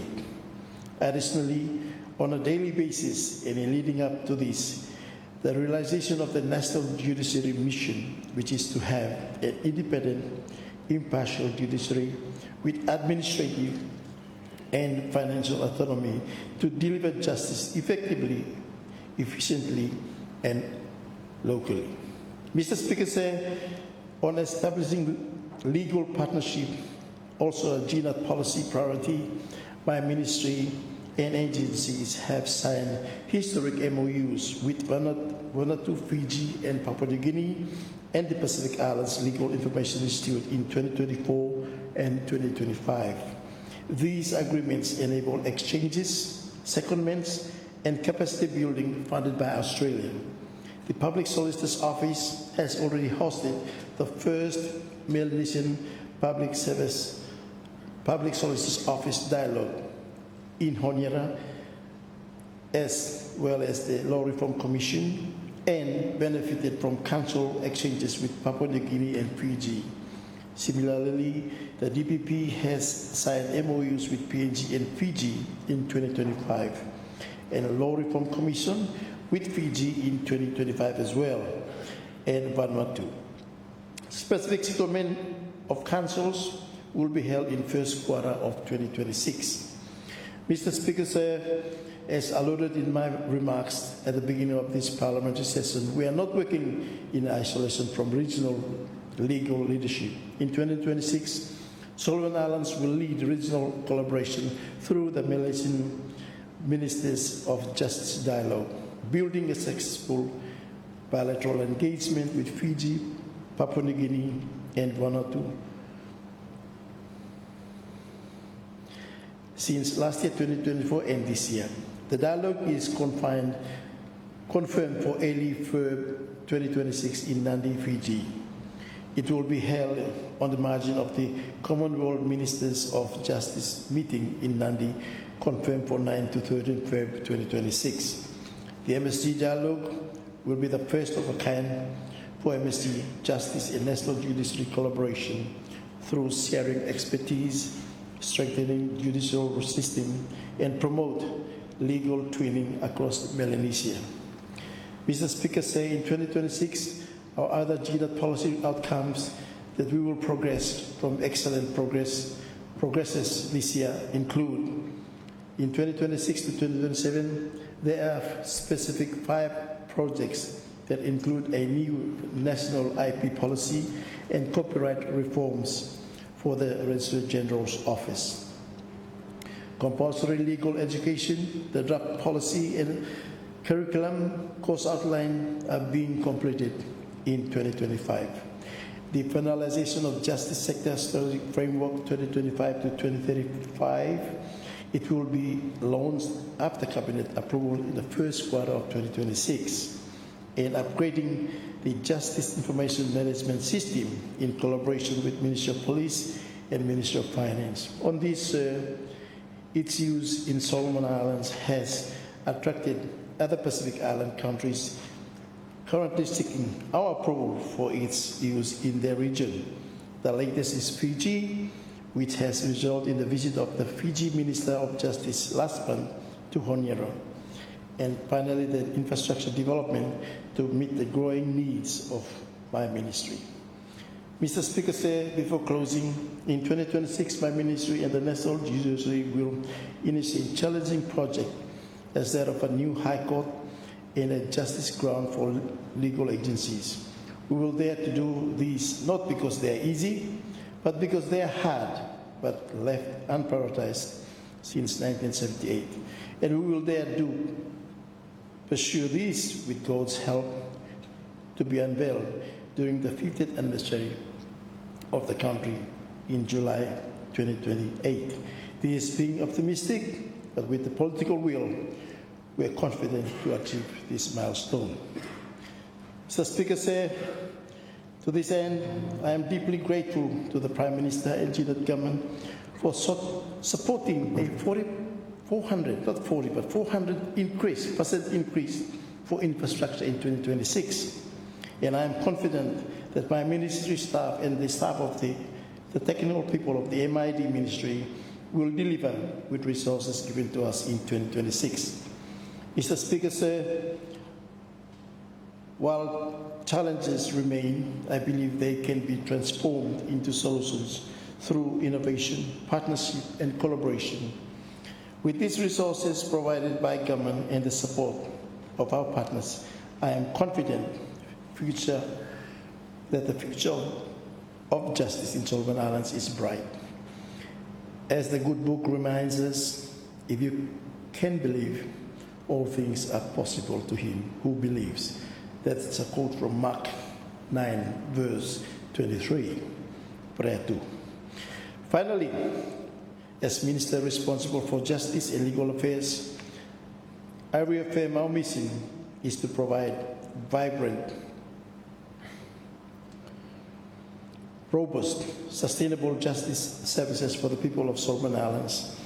Its realization with the resources given to us will continue to be our pursuit in 2026.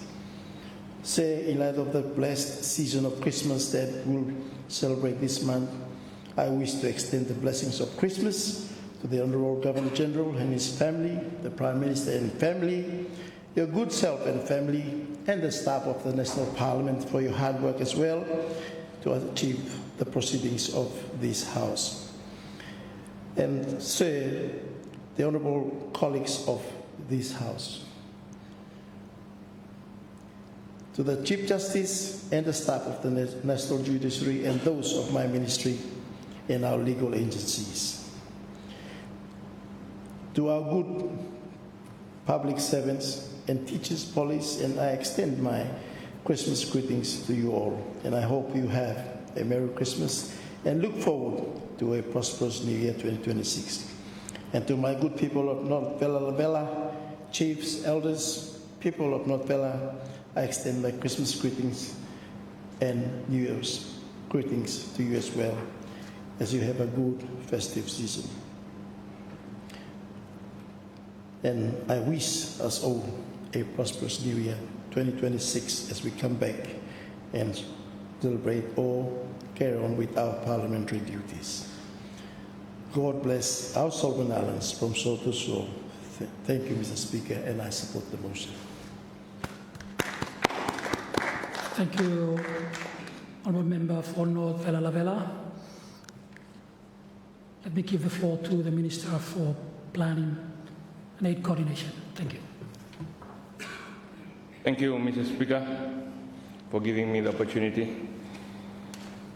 I rise on this motion of Sine Die to reflect on the work of this Parliament and to acknowledge the trust of our people and to say it out plainly where the Government for National Unity and Transformation is taking this country through the 2026 budget and the Medium-Term Development Plan 2026 to 2030. One of the most important achievements of the General Government in this fiscal year has been to place national planning and budgeting on a more disciplined, forward-looking footing for the years ahead. The Medium-Term Development Plan 2026 to to 2030, say, has been formally brought before Parliament as a central framework for the programs and projects funded through the annual development budget. It aligns government policies with the National Development Strategy 2016 to 2035 and brings both the SIG and development partner finance under a single planning umbrella. This plan is not just another document. It is the implementation vehicle for the NDS in the medium term. It sets measurable targets. It maps out sector programs across all ministries, and it gives Parliament and the public a clear line of sight from policy promises to funded projects in our provinces, communities, and villages. Linked to this plan is the 2026 national budget, which just recently tabled by the Minister of Finance and Treasury. This budget is framed around core development objectives, promoting transformative and sustainable growth, maintaining an affordable budget, safeguarding fiscal stability, improving service delivery through quality spending, strengthening national unity, and empowering our people and advancing good governance and accountability. It deliberately reduces the SIG deficit over time while still resourcing key priorities. The budget theme for next year, accelerating economic transformation, resourcing the resource to drive economic growth and sustainable development, signals a shift from spreading limited resources to thinly towards backing those farmers, resource owners, MSMEs, and investors who are already productively engaged and are ready to scale up, particularly, in the sectors such as agriculture, fisheries, mining, tourism, and commerce. This approach is fully consistent with the MTDP's focus on unlocking untapped potential in the productive sectors and driving inclusive growth across our islands. When you look inside the numbers, the development envelope for 2026 tells us a clear story. The rural development sector receives a significant share of the SIG development budget for next year, and agriculture, fisheries, commerce, tourism, communication, aviation, and infrastructure collectively receive the largest allocations as part of the productive sector focus. Health and education also receive targeted development funding for mini hospitals, area health centers, schools, and tertiary facilities. In addition, when SIG's own development funding is combined with donor-funded development and off-budget assistance, the total development envelope across the NDS sectors is substantial. That is the scale of the opportunity before this nation, if these resources are genuinely aligned to national priorities and properly executed. I wish to turn specifically to rural development. Around 75 to 80% of our people live in rural areas. They carry the bulk of agriculture, fisheries, forestry, livestock, mining production, yet for too long they have received the smallest share of the value. The MTDP and the 2026 budget both acknowledge this imbalance and seeks to correct it through dedicated allocations to rural development, provincial governments, MSMEs, and productive infrastructure such as roads, bridges, wharves, airfields that connect farmers and fishers to markets.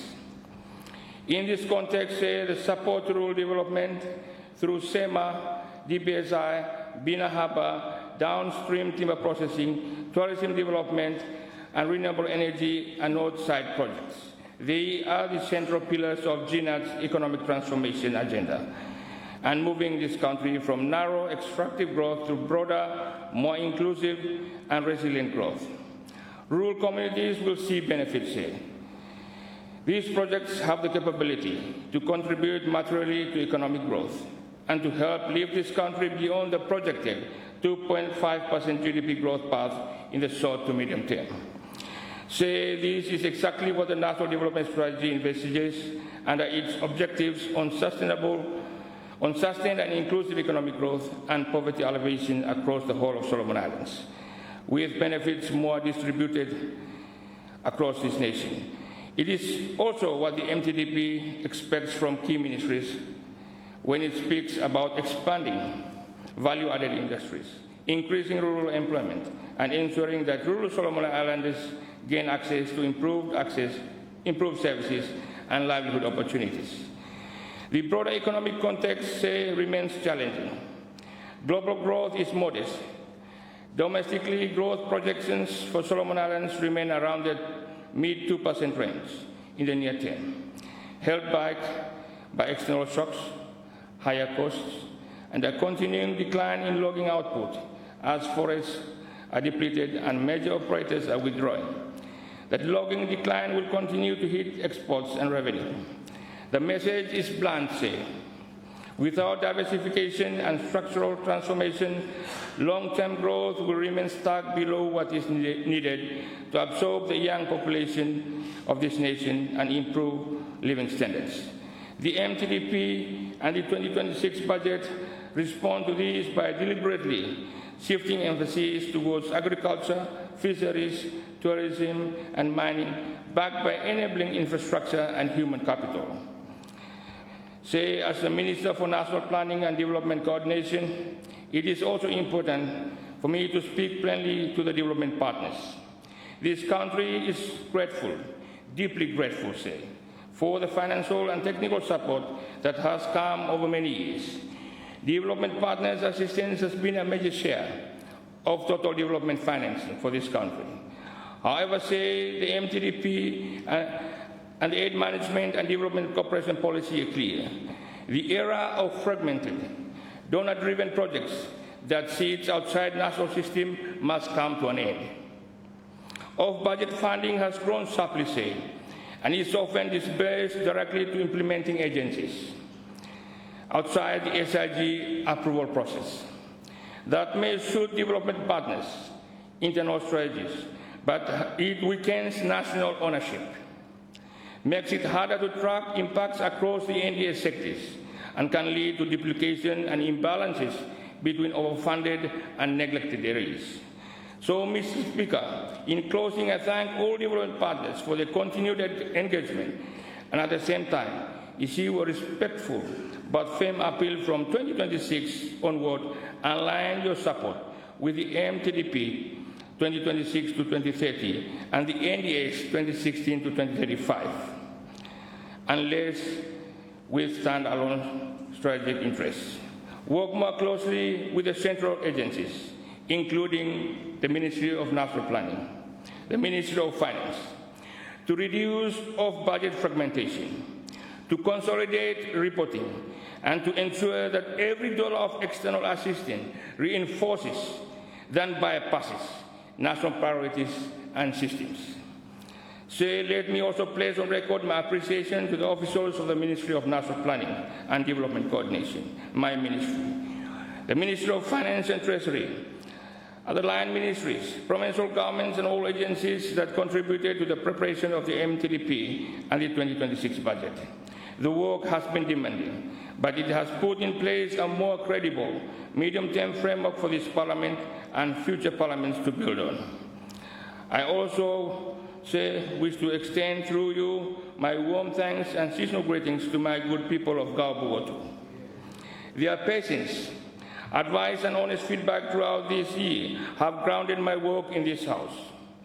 Every page of the MTDP, every line of the 2026 development budget must translate into better roads, better wards, better schools and clinics, better market access, and better income opportunities for families in rural communities and informal settlements. If that does not happen, the documents are worthless. Mr. Speaker, this motion of Sine Die is not just a procedural adjournment. It is a pause between two stages of a long journey. The next stage will be harder. Solomon Islands is preparing to graduate from least developed country status in 2027. That graduation will mean fewer concessional fewer consensual resources, and less special treatment for Solomon Islands. It will also be a taste of whether this country can stand on its own economic feet. The only honest answer is to accelerate structural reforms, to back productive, revenue-generating sectors, and to transform the livelihoods of rural households who have been left on the margins for too long. SEMA is one of the practical vehicles to get there say. It is not perfect, and it will not solve every problem, but if it is properly capitalized and supported, properly governed, and properly aligned with the MTDP and NDS, it can help convert the commodities such as copra, cocoa, kava, and other commodities into higher export earnings. It can raise farm gate prices. It can reinvest export margins into replanting and rural services. And it can demonstrate that the state-owned enterprise run on a commercial principles and accountable to this parliament can deliver real benefits to rural communities rather than losses to the treasury. That is the kind of inclusive, rural-led economic transformation that this government talks about, not just in slogans, but through budget allocations, performance targets, and concrete institutional reforms. Mr. Speaker, as the House prepares to adjourn Sine Die, I encourage all honourable members of this House, all 50 honourable members, to use the recess to consult widely with your people, with our people, to test the priorities in the MTDP and the 2026 budget against the lived realities in villages, in our wards and our constituencies, and to bring that feedback into this chamber when Parliament reconvenes next year. The challenges ahead, from fiscal pressures and global uncertainty to climate change and demographic growth, will require unity of purpose and disciplined follow-through. On that note, I wish to thank you, Mr. Speaker, and your good staff in this Honourable House, the Honourable Prime Minister, the Leader of Opposition, the Leader of Independent Group, all my colleague Honourable MPs, our good partners, development partners, and stakeholders for their contribution in this fiscal year. I again extend my sincere thanks to the chiefs and good people of my constituency, to all public servants, and to all our hardworking private sector for their continued support. And I look forward to working together in the new year to turn the plans and budgets debated here in this Parliament into real, visible changes in the lives of our people. Mr. Speaker, with these few remarks, I support the motion and I do take my seat. Thank you. Thank you, Honourable Member for Gao Bukotu. Let me give the floor to Chairman, Public Accounts Committee, Public Expenditure Committee. Thank you, Mr. Speaker.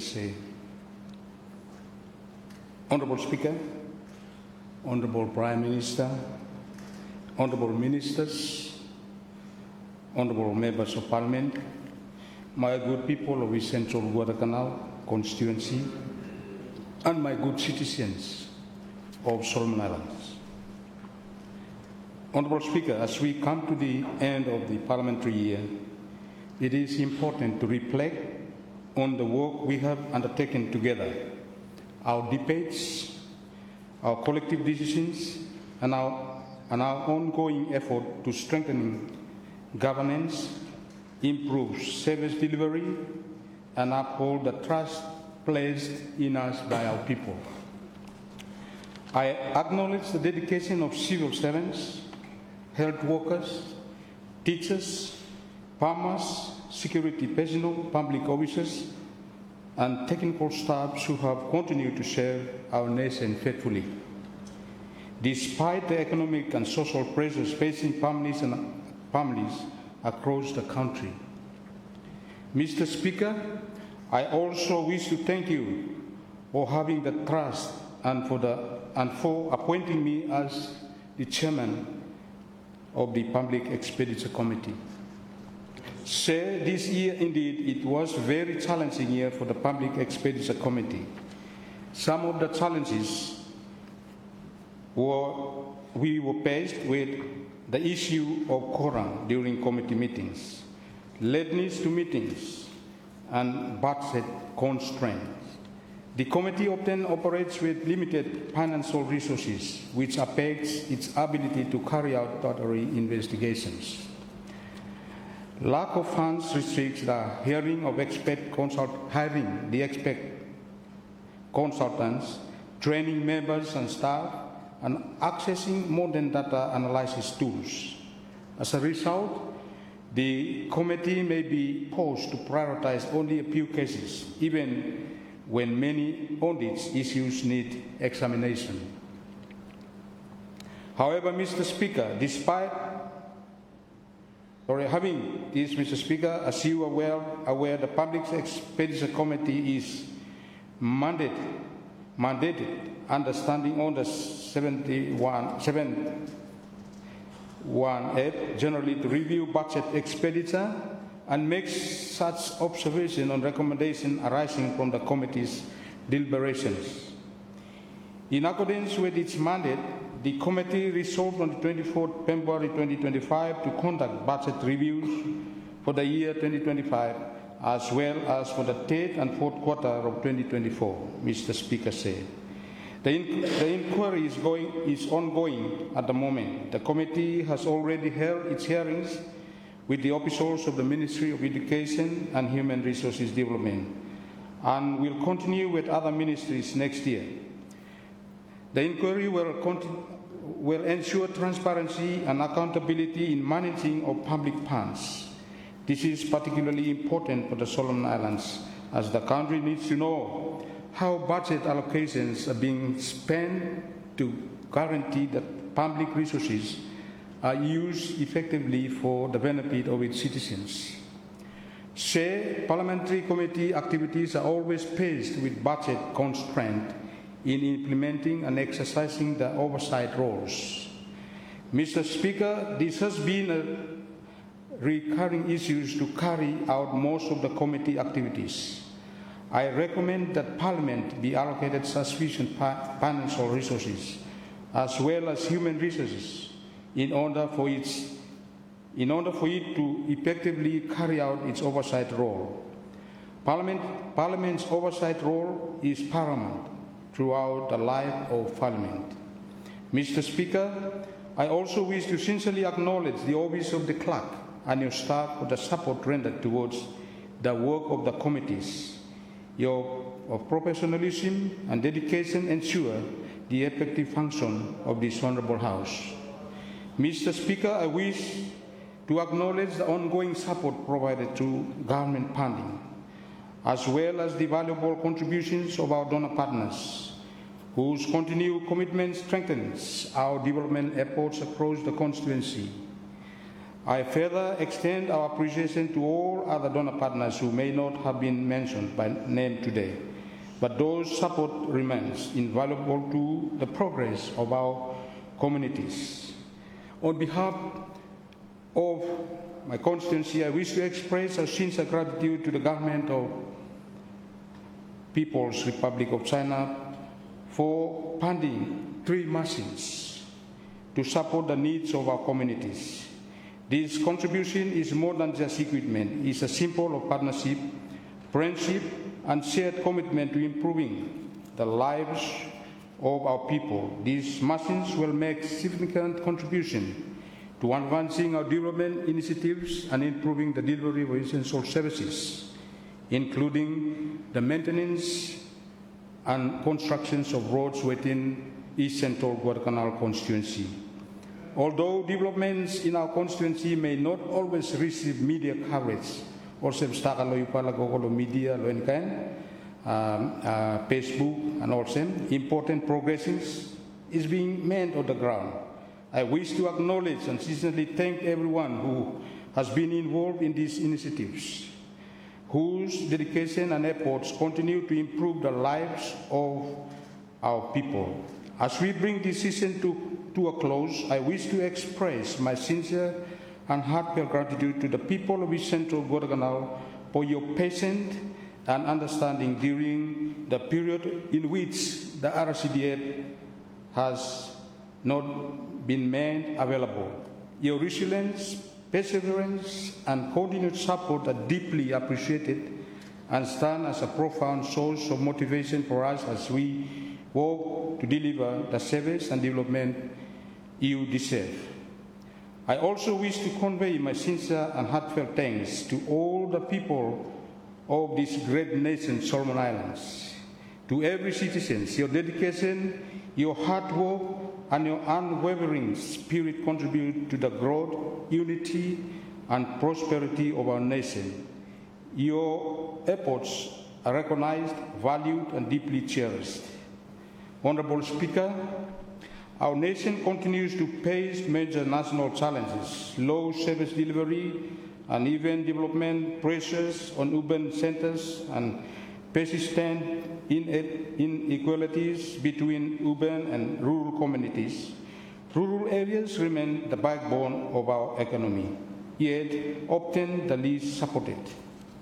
Our priorities must remain clear: strengthening rural economies, expanding access to essential services, addressing rural-urban imbalance, promoting inclusive development, ensuring accountability in government programs.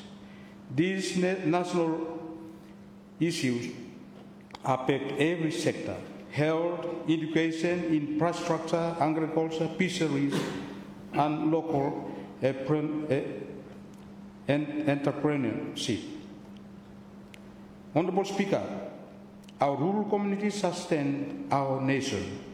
They drive agriculture, support fisheries, protect our cultural heritage, and represent the majority of our population.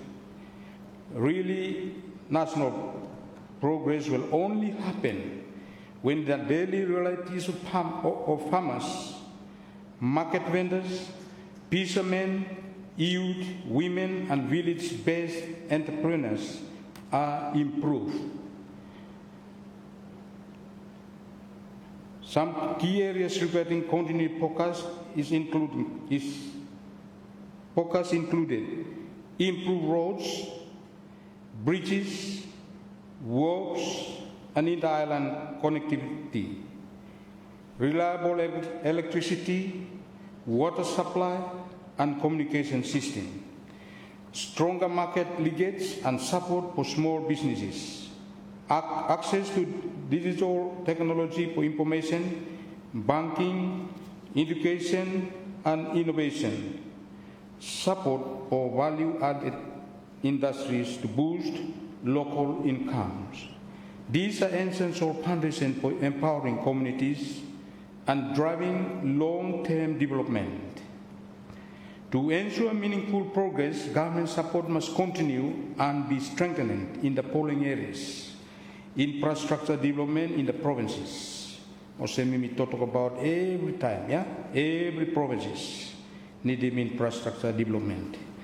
Digital inclusion for rural and remote communities, support system for farmers, fishermen, women, and youth, strengthening cooperative structures and market access,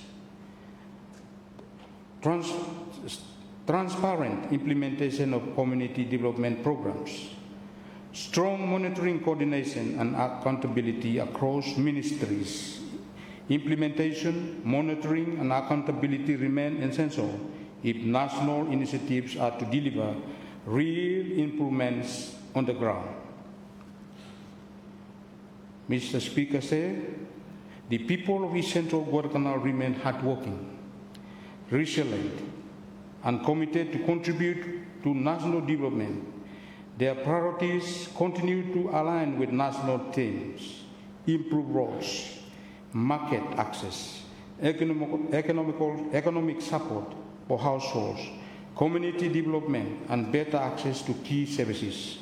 Our constituency stands ready to continue participating in national efforts aimed at uplifting rural communities and strengthening local livelihoods. However, Honorable Speaker, as we raise for this Sine Die Motion, I wish to leave This Honourable House with a key message, one centred on strengthening our communities through practical strategies and the value that must guide our leadership between now and the next sitting in 2026. Honourable Speaker, as leaders, we need to grow participation in our communities, participation in the lively blood of development. Our people are more willing to take part when they feel respected, informed, and included. Too often, we see community weaknesses, where people withdraw because decisions are meant for them rather than with them. As leaders, we must rebuild participatory morale. When participation increases, empowerment follows. We see this in improved turnout in community meetings, stronger ownership of local projects, a revived sense of confidence among women, youth, church, and elders. Effective participation does not happen by accident. It requires us to organize inclusive meetings, provide space for voices, and model respect. Let this be our commitments as we return to our constituencies. Honourable Speaker, democracy is not just election. It is daily practice in the homes and villages we represent. A good leader today must consult widely and listen before deciding, think ahead, planning for the next generation and not just the next term. Balance custom and change, respecting tradition while welcoming new opportunities. Ensure participation, allowing every group to be part of local decision making. Build inclusion, especially for women, people with special needs, rural dwellers, and youth.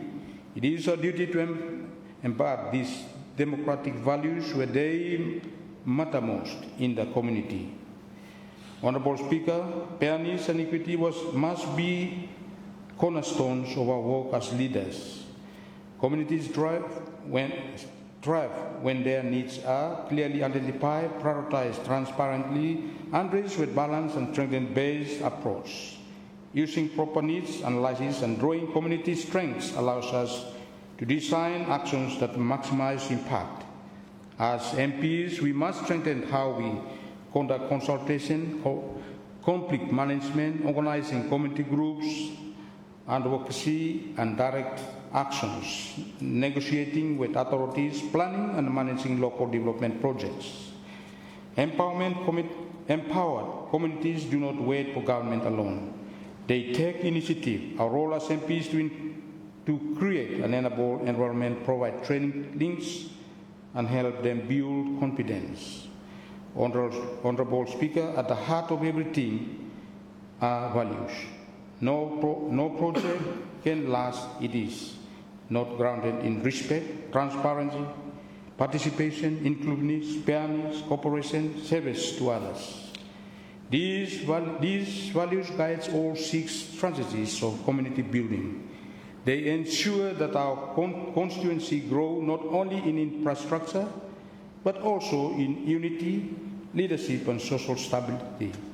Honourable Speaker, as we adjourn, Sine Die and return to our people, I encourage all honourable members to take these strategies and values with them, grow participation, strengthen democratic leadership, address issues fairly, build community linkage, develop capacity, and uphold the value that makes Solomon Islands strong. If we commit to these principles in our constituency over the next year, we will return to this honourable House in 2026 with communities that are more resilient, more united, and more confident in their future. Mr. Speaker, I acknowledge the leadership of this House, the office of the Prime Minister, government ministries, parliamentary committees, civil servants, community leaders and development partners for their contribution throughout the year. I also thank all Solomon Islanders who continue to support nation building through their daily work, their resilience and their commitment to peace and unity. As we prepare to conclude the year, let us reaffirm our shared responsibility to place people at the center of development. Let us ensure that no community feels forgotten and that no household is left behind. Our vision for the coming year must be one of unity, hard work, inclusiveness, and renewed commitment to transforming rural communities into center of productivity and opportunity. As families prepare for the festival season, I extend warm and heartfelt Christmas greetings to all Solomon Islanders, leaders, community leaders, public servants, private sector, workers, women, youth, people with special needs and children. May this Christmas bring peace, joy, and renewed hope across our islands. Honorable Speaker, with this reflection and forward-looking remarks, I offer my support for the motion of Sine Die. I now humbly resume my seat. Thank you. Thank you very much, Member for East Central Koraknal. Now, let me give the floor to Minister for Environment, Climate Change, Disaster Management and Meteorology. Thank you. Honourable Speaker said, I rise to join my esteemed colleagues in offering reflection as we conclude this legislative session, Sine Die. At the outset, I wish to pay special tribute to the traditional landowners and custodians of the land upon which we gather today, whose stewardship continues to ground our work in respect and heritage. Mr. Speaker, this House, like a great voyaging canoe, has navigated both calm waters and turbulent seas, guided by the compass of our Constitution and the trust of our people. While our debates have at times diverged in direction, we have remained united in our destination, the well-being and prosperity of our nation. Together we have passed laws to strengthen governance, debated policy to uplift our communities and offer recommendations to safeguard the future of our children.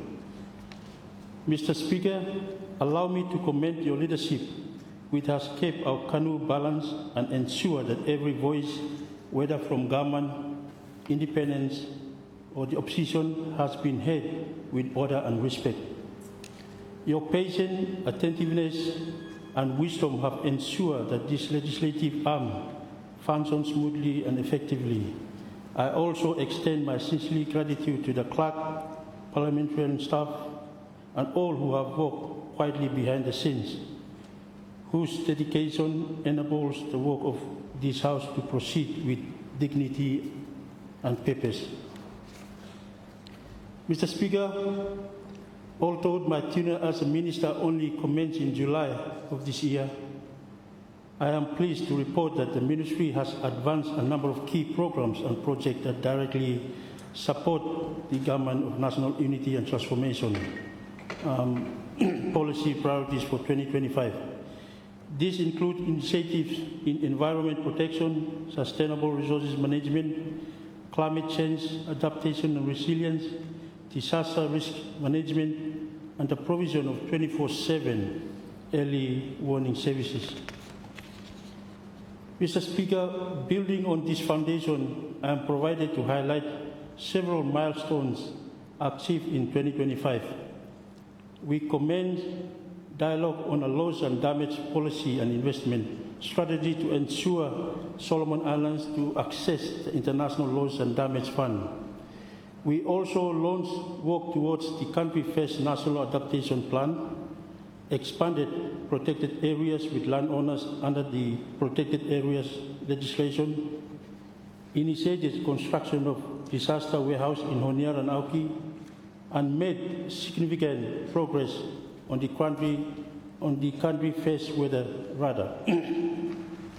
These are only a few of the highlights, but together they underscore the ministry leadership in advancing climate action, safeguarding biodiversity, and protecting community across the nation. Mr. Speaker, with this success comes persisting challenge in delivering environment, climate change, disaster management, meteorology services across our provinces and communities. These are complex, cross-cutting issues that demand strong national, regional, and global engagement. Legislative and policy gaps remain, particularly in enforcement, compliance, and institutional capacity. Data sharing and coordination also require strengthening to ensure timely reporting and evidence-based planning.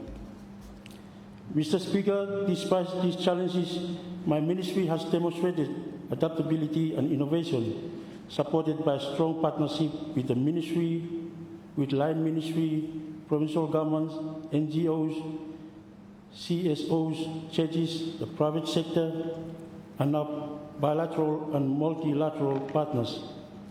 Their contribution remain invaluable in advancing and shared objectives and ensuring meaningful outcomes.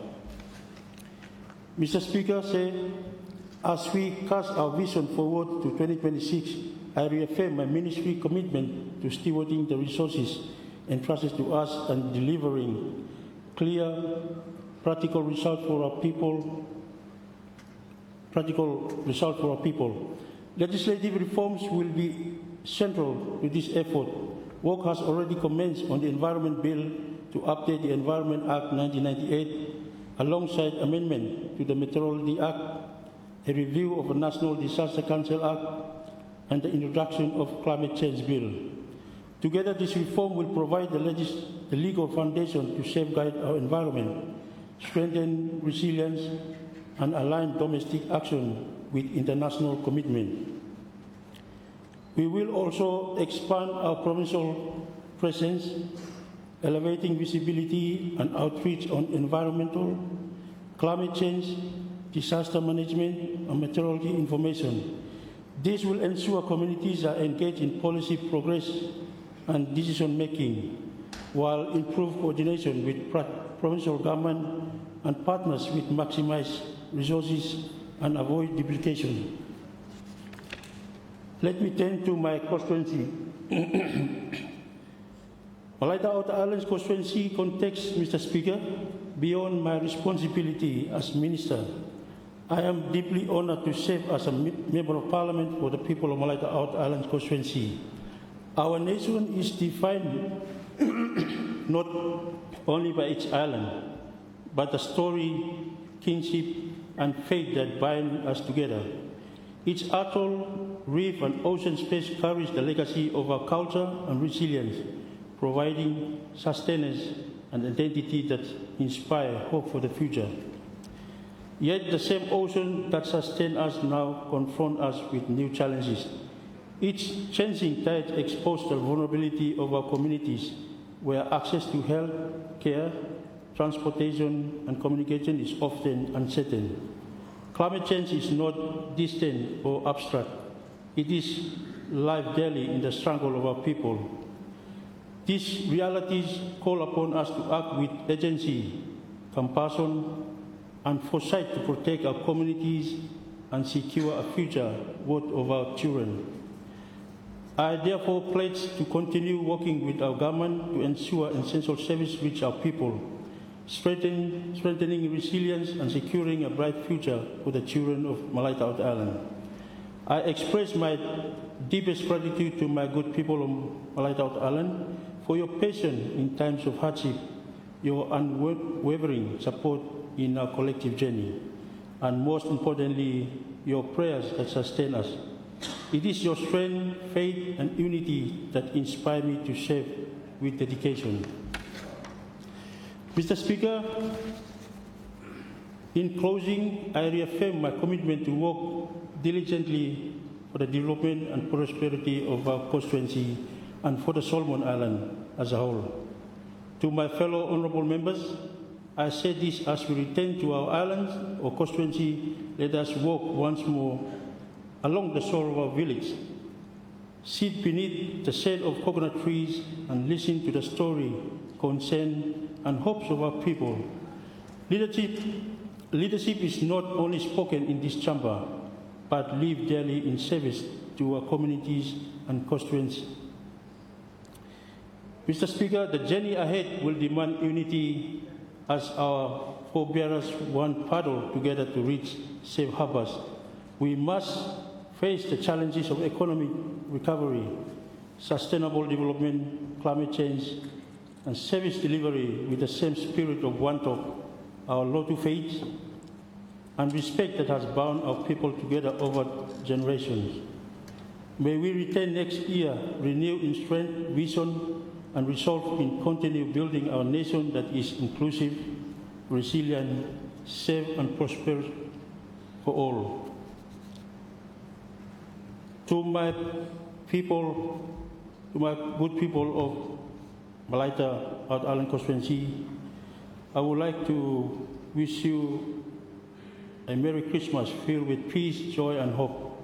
May this season bring blessing to you and your families, and may we look forward to the new year with unity and strength. Finally, Mr. Speaker, I extend my heartfelt Christmas greeting to the Prime Minister and the Cabinet and their families, to my fellow honourable members and their families, to provincial premiers, executive and assembly members, and to all public servants across the country. I also extend these greetings to our essential service providers, doctors, nurses, police, teachers, and the air, land, and sea transporters, and to our churches, women, youth, people living with disabilities, traditional chiefs, elders, and community leaders. May this festive season be one of peace, unity, renewed hope for our beloved Solomon Island. May God continue to bless our nation and people, guide us, and keep our beloved Solomon Islands in peace and prosperity. With these remarks, I support the adjournment Sine Die Motion and resume my seat. Thank you, Honourable Member for Malaita Out Island. Let me give the floor to Chairman, Foreign Relations Committee. Thank you, Mr. Speaker, sir. And I rise to firstly thank the Prime Minister for moving the motion, traditional motion at the end of the annual year for Parliament. Thank you, Prime Minister, for moving the motion, and I rise in support of the motion. Mr. Speaker, sir, as you know, the Foreign Relations Committee, of whom you have appointed my good self as the chairman of, has delivered the big outcome this year of the joining of the Pacific Interparliamentary Assembly, working in closely with your good office. We have been very much at the forefront of this particular initiative, which is a regional one, and we have secured the establishment of this parliamentary group for the Pacific Islands. And that is from your leadership, your strong leadership over the years with this group has now ended in us adopting the setting up of this Pacific Interparliamentary Assembly earlier this year in Fiji. Mr. Speaker, sir, as you know, Solomon Islands is a maritime nation. We would know that the land space compared to the ocean space is quite a big difference.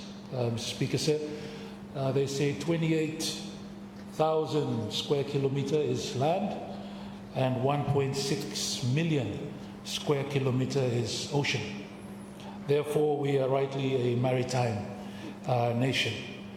And as such, I think we need to act more as a maritime nation by not turning our back to the ocean, as we often do, by, of course, facing inward to the land, which is also very important. But I think it is high time that we also look towards the vast ocean space that we possess, thanks to international agreements like the United Nations Law of the Sea Convention. This is very important for us because it is a sovereign issue for us as a nation.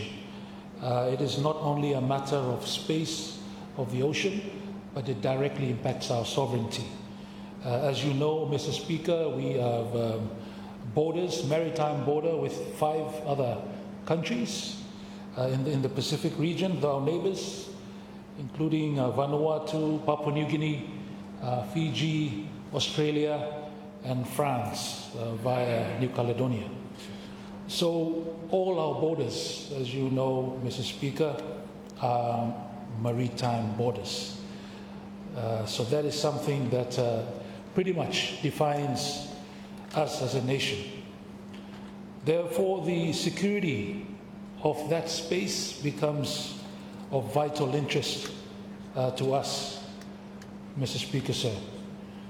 Therefore, the need to increase the number of our maritime officers in our police division is very much an important issue that we must look at it with much urgency.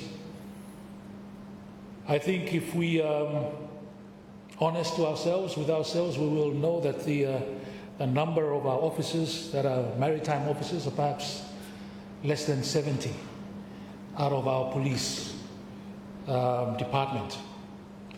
So that, I think, is a clear indication that we will need to boost our maritime officers to the numbers that is needed.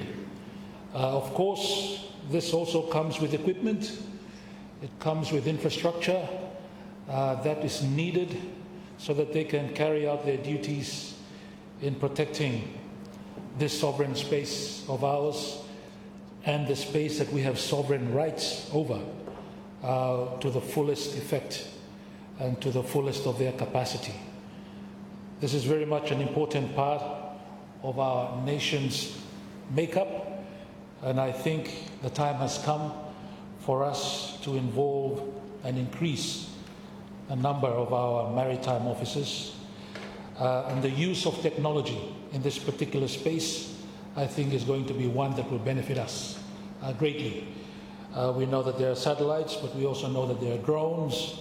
We also know that technology continues to evolve at a rapid pace, and the partnerships that we have is important. When it comes to partnership, Mr. Speaker, sir, I, for one, would support a restricted partnership, particularly in the area of our maritime space. We have a lot of partners who might want to become involved in that particular space of our maritime space, but I think we need to be very careful and we need to be very restrictive in that big space. We don't want to attract what might be happening in other parts of the world, and indeed up at the North Pacific, where contested space becomes an area where behavior of larger countries becomes an issue. So, Mr. Speaker, sir, when it comes to security for maritime, let us be very focused. Let us have just one partner of choice that we can work with very closely, and of course others we can also work with that clear understanding of that space. I think it's very important, Mr. Speaker, sir, that we don't open up this space too much, that it would allow us to become a playground for those that seek to use that space for their own interests to use, Mr. Speaker, sir. Let us be vigilant in our maritime space. We know that there is now more drug trans-boundary movement of illicit drugs and crime. Let us continue to watch that space, and let us continue to encourage the government to sign up to these international conventions, particularly on the trans-boundary crime and the need for cooperation in that space. Mr. Speaker, I think to many observers, this particular space and the concerns around it will only increase as we move forward in time. So I think it's great that the focus needs to be there. I would encourage GNAT to look into this very urgently and make sure that our maritime space is secured. Mr. Speaker, sir, that relates as well to our sufferance wharves, an issue of national interest to this country, and I think it's important that we keep it as a national interest issue, that we do not allow it to be hijacked or overtaken by other interests, other business interests, other special interests that are out there. I think it's a national interest issue that our government should really look at it through that lens. There are definitely going to be other interests, and that is natural, but I think it is time that we look at it through a very particular national lens to see the national importance of our entry into the country, Mr. Speaker, sir. And for that, the Solomon Islands Ports Authority is the authority that looks after our ports, and at this time I would support focusing on allowing that particular authority to look after our entry into our space from the ports.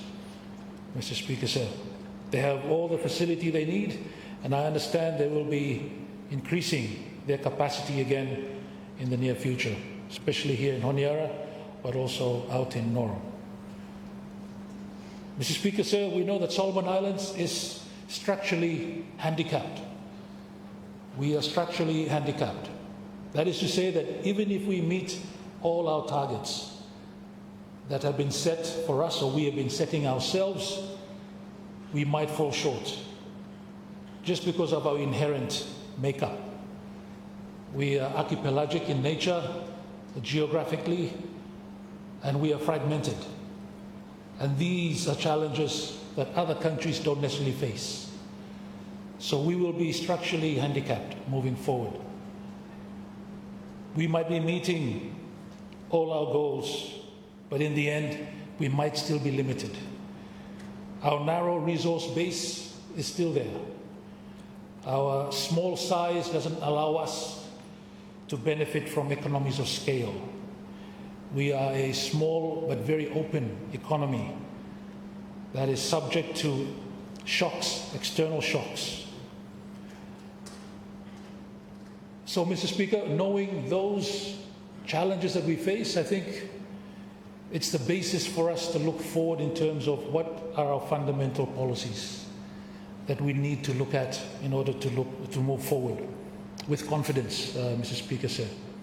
We have to accept that, yes, we are structurally handicapped. In fact, perhaps some observers might even add the fact that we are diverse culturally, perhaps ethnically, as another factor in that structural handicap. But I think we need to rise beyond whatever divisions we have. We have to rise even above and beyond our diverse ethnic makeup. That is a blessing for us, but we need to focus more on the unity that comes. It doesn't come by itself. It needs effort. It needs all of us working together. It even needs resources. Mr. Speaker, sir, unity does not happen automatically.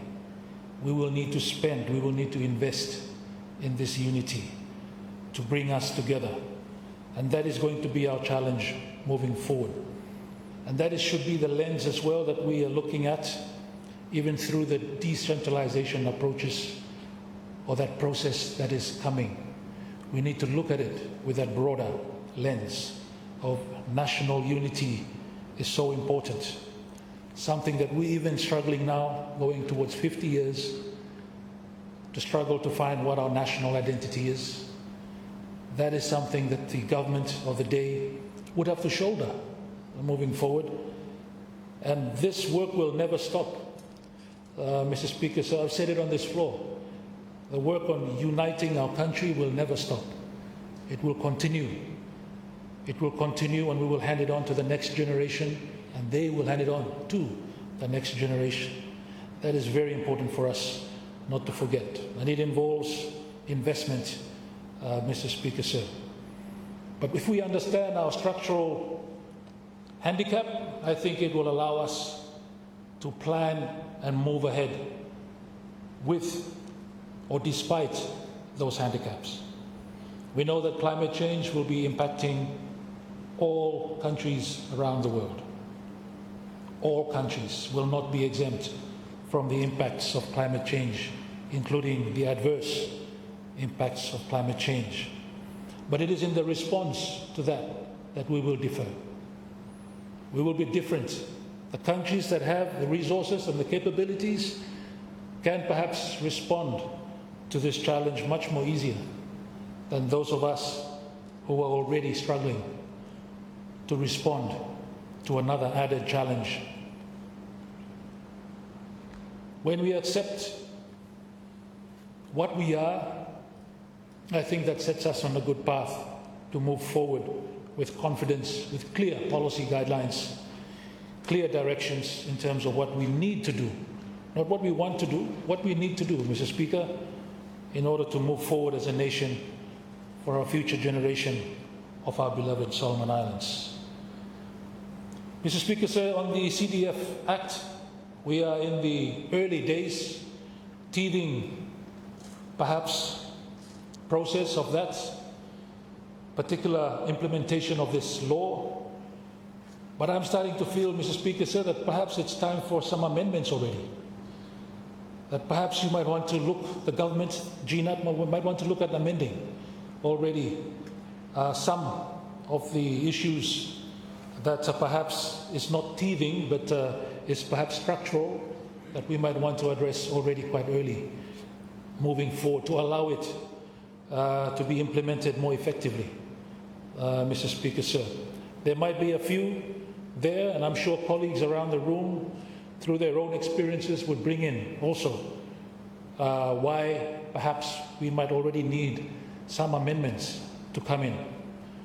But I, for one, would just, Mr. Speaker, sir, want to point out that the particular descriptive nature of the percentages of the so-called 40, 20, 20, 20 use of the funds might need to be reviewed so that it allows discretion by constituents and constituency themselves to determine how they will use those funds.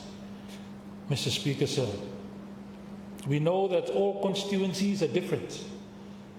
We are not the same, we have different challenges, we are different development statuses. East Tarare constituency cannot be the same as East Honiara constituency, cannot be the same as even East Malaita constituency. I think it's time we recognize that we have challenges that are quite specific to our constituencies, that perhaps we might need to free up those funds to be determined by the constituents themselves, with us together, honourable members of this House, so that we can utilize those funds the best we see it for our people, Mr. Speaker. So that is just one, but I think it's one that others might also be feeling the need to perhaps address at the earlier the better, Mr. Speaker. So I would encourage GNAT to bring your amendments that you might have for this particular CDF Act to the floor of Parliament next year, so that we can fully implement, effectively, more effectively implement this particular law. It is good, it encourages transparency and accountability. Those elements and they are fundamental to us looking after public funds. But at the same time, I think it needs to allow us to be more flexible in terms of how we spend our funds. Otherwise, we can all break the law and not spend it according to what we ourselves put down. That is fine as well, but that won't be a good example to our people when we start to go and skirt the law and try to bend it but not break it, kind of thing. Mr. Speaker, sir, Mr. Speaker, sir, the idea that I'm hearing as well around from the Parliament here, colleagues have been sharing it, perhaps for some contribution towards national projects, even from our CDF funds, might be something we might look into as well, Mr. Speaker, sir. It allows all of our people to feel that they have a skin in the game. They are contributing also, not just in this constituency, but nationally as well. So maybe we can put aside some amount to be determined by us here that would allow us to have that feeling of nationally contributing and contributing as well in a small way towards our national identity. I think all these things, they help in moving our nation forward and getting the mindset of our people even beyond the constituency and looking at the nation as a whole. So I particularly like that idea. If we can contribute, all of us, towards national projects or programs, I think that would go a long way also towards adding to our national identity, at least the mindset of our people. Mr. Speaker, sir. Mr. Speaker, we know that the youth and women portion of the budget itself for that particular ministry is quite low compared to what other ministries perhaps are enjoying. But when going through the budget, we see that there are particular lines of budget, particular policies in the varying different ministries that do apply to youth and women. And here I'm looking at ministries such as the Commerce Ministry. You have there some funding for youth entrepreneurship that is to be encouraged. That is great. We would encourage, therefore, GNAT to come out with some advocacy and awareness to our youth and women.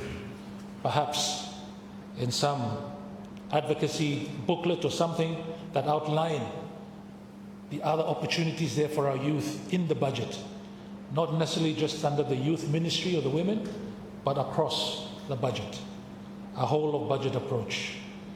Because I've seen that there are some ministries, even in agriculture, that are looking towards helping our youth in that space. Perhaps more advocacy is needed to allow our youth to be aware that the budget also has an impact on them, not necessarily just from the Ministry of Youth and Women, but from the other ministries in terms of the broader GNAP policies. And that is something that I would encourage GNAP to do, maybe through your publications. Mr. Speaker, sir, it is very clear from the budget and the policy position that the government has taken that mining is now seen to be the next big thing for Solomon Islands in terms of our economic development. That is a policy choice that is open to any government to make. You know, Mr. Speaker, sir, there are other countries in the world that have foregone their gold deposits just to keep their environment. If you look in South America and Central America, countries like Costa Rica, El Salvador, they've foregone their minerals for ecotourism, for protection of their environment. That is where they get their money. That is where they get people involved in their economy. So just because we have gold or some minerals doesn't necessarily mean that that is where we should be holding, that is where we should be digging. These are all policy choices that we make that will have long-term implications for our people and our nation. We've already heard it on this floor of Parliament already, that we should not repeat the example that we have set ourselves in the logging industry. That if we had done it differently, that perhaps if we had got timber and sold at world market prices, we would have been the envy of the Pacific Island countries already. We would have been set up for our future and our future generations. So, Mr. Speaker, sir, let us not repeat the mistakes that we should be learning from through the logging industry. If we are going to do mining, then let us do something that encourages value addition here in Solomon Islands, even before exports. Let us not fall for the idea that it's not economical to do that here. If it's not, then why are you here in the first place? These are policy choices. These are policy choices that we can make, and it seems that we are already making for our people and for our nation. They will have implications for us, Mr. Speaker, moving forward, and we will have to live with those implications moving forward. The one thing, besides the obvious environmental detriment that extractive industry brings, is, I think, the mindset that it creates for our people. In the logging industry, it arrived and it pretty much put agriculture at the back burner. People were just waiting for royalties, sitting down and waiting. We hope that this is not happening as well in the mineral industry, that people will be sitting down and waiting again. That mindset is perhaps more concerning, that we should not continue to perpetuate this mindset with our people. The good book tells us that we will have to sweat. We will have to sweat to eat, to earn. Economically, we would have to. We would have to. We cannot just sit back and wait for royalties to be handed down to us, Mr. Speaker. That mindset is something that the government of the day should really think about as well. We should be more about empowering our people through opportunities that they themselves become part of, Mr. Speaker, sir. That is something that we should really seriously think about. Development that allows most people of our country to be effectively participating in. When you're sitting for an extractive industry, you're not involved with that particular industry. It's run by foreigners. Yes, there may be some employment, but that employment moves on when the mine closes. Mr. Speaker, sir, let us look for development that allows meaningful participation from Solomon Islanders in the economy of the country. Once again, for some of us it's very clear. It's agriculture, it's fisheries, it's where we should be focusing our energy. It's where we should be putting our people to focus their natural talents on those particular areas. And yes, just like others have said in this House, including the Leader of Opposition, I also subscribe to the fact I feel is a fact that if we focus on this and these industries, Solomon Islands will double, triple its GDP. GDPs are numbers, Mr. Speaker, sir. They're important for economists to see and for those to label us as whether we're least developed or not. But I think the bigger issue here is just allowing our people to participate in the economy of our country. You know, Mr. Speaker, sometimes GDP, time aid lo country have also upon to GDP lo country, depending na lo population size. Lelebet aid arrive no lot countries so some Tuvalu, ma GDP sutap na. So it can be, GDP can be an indicator that helps us, but it also can be one that can be skewed to meet other interests as well. But let us focus on development that gets our people engaged and gets money into their pockets, Mr. Speaker said. I would also like to join others and colleagues around here in thanking our development partners for supporting us in our road towards better development for our people, Mr. Speaker, sir. All our development partners here in Honiara, Those that have seen fit to put up offices, embassies here in Honiara are most welcomed to stay and contribute towards our development in partnership with us, Mr. Speaker, sir. But I think it's clear from our budget that we've just passed and from budgets gone as well. It's a historic budget that we just passed, Mr. Speaker, as you know, the highest budget, I think, in the history of Solomon Islands, 5.6 billion.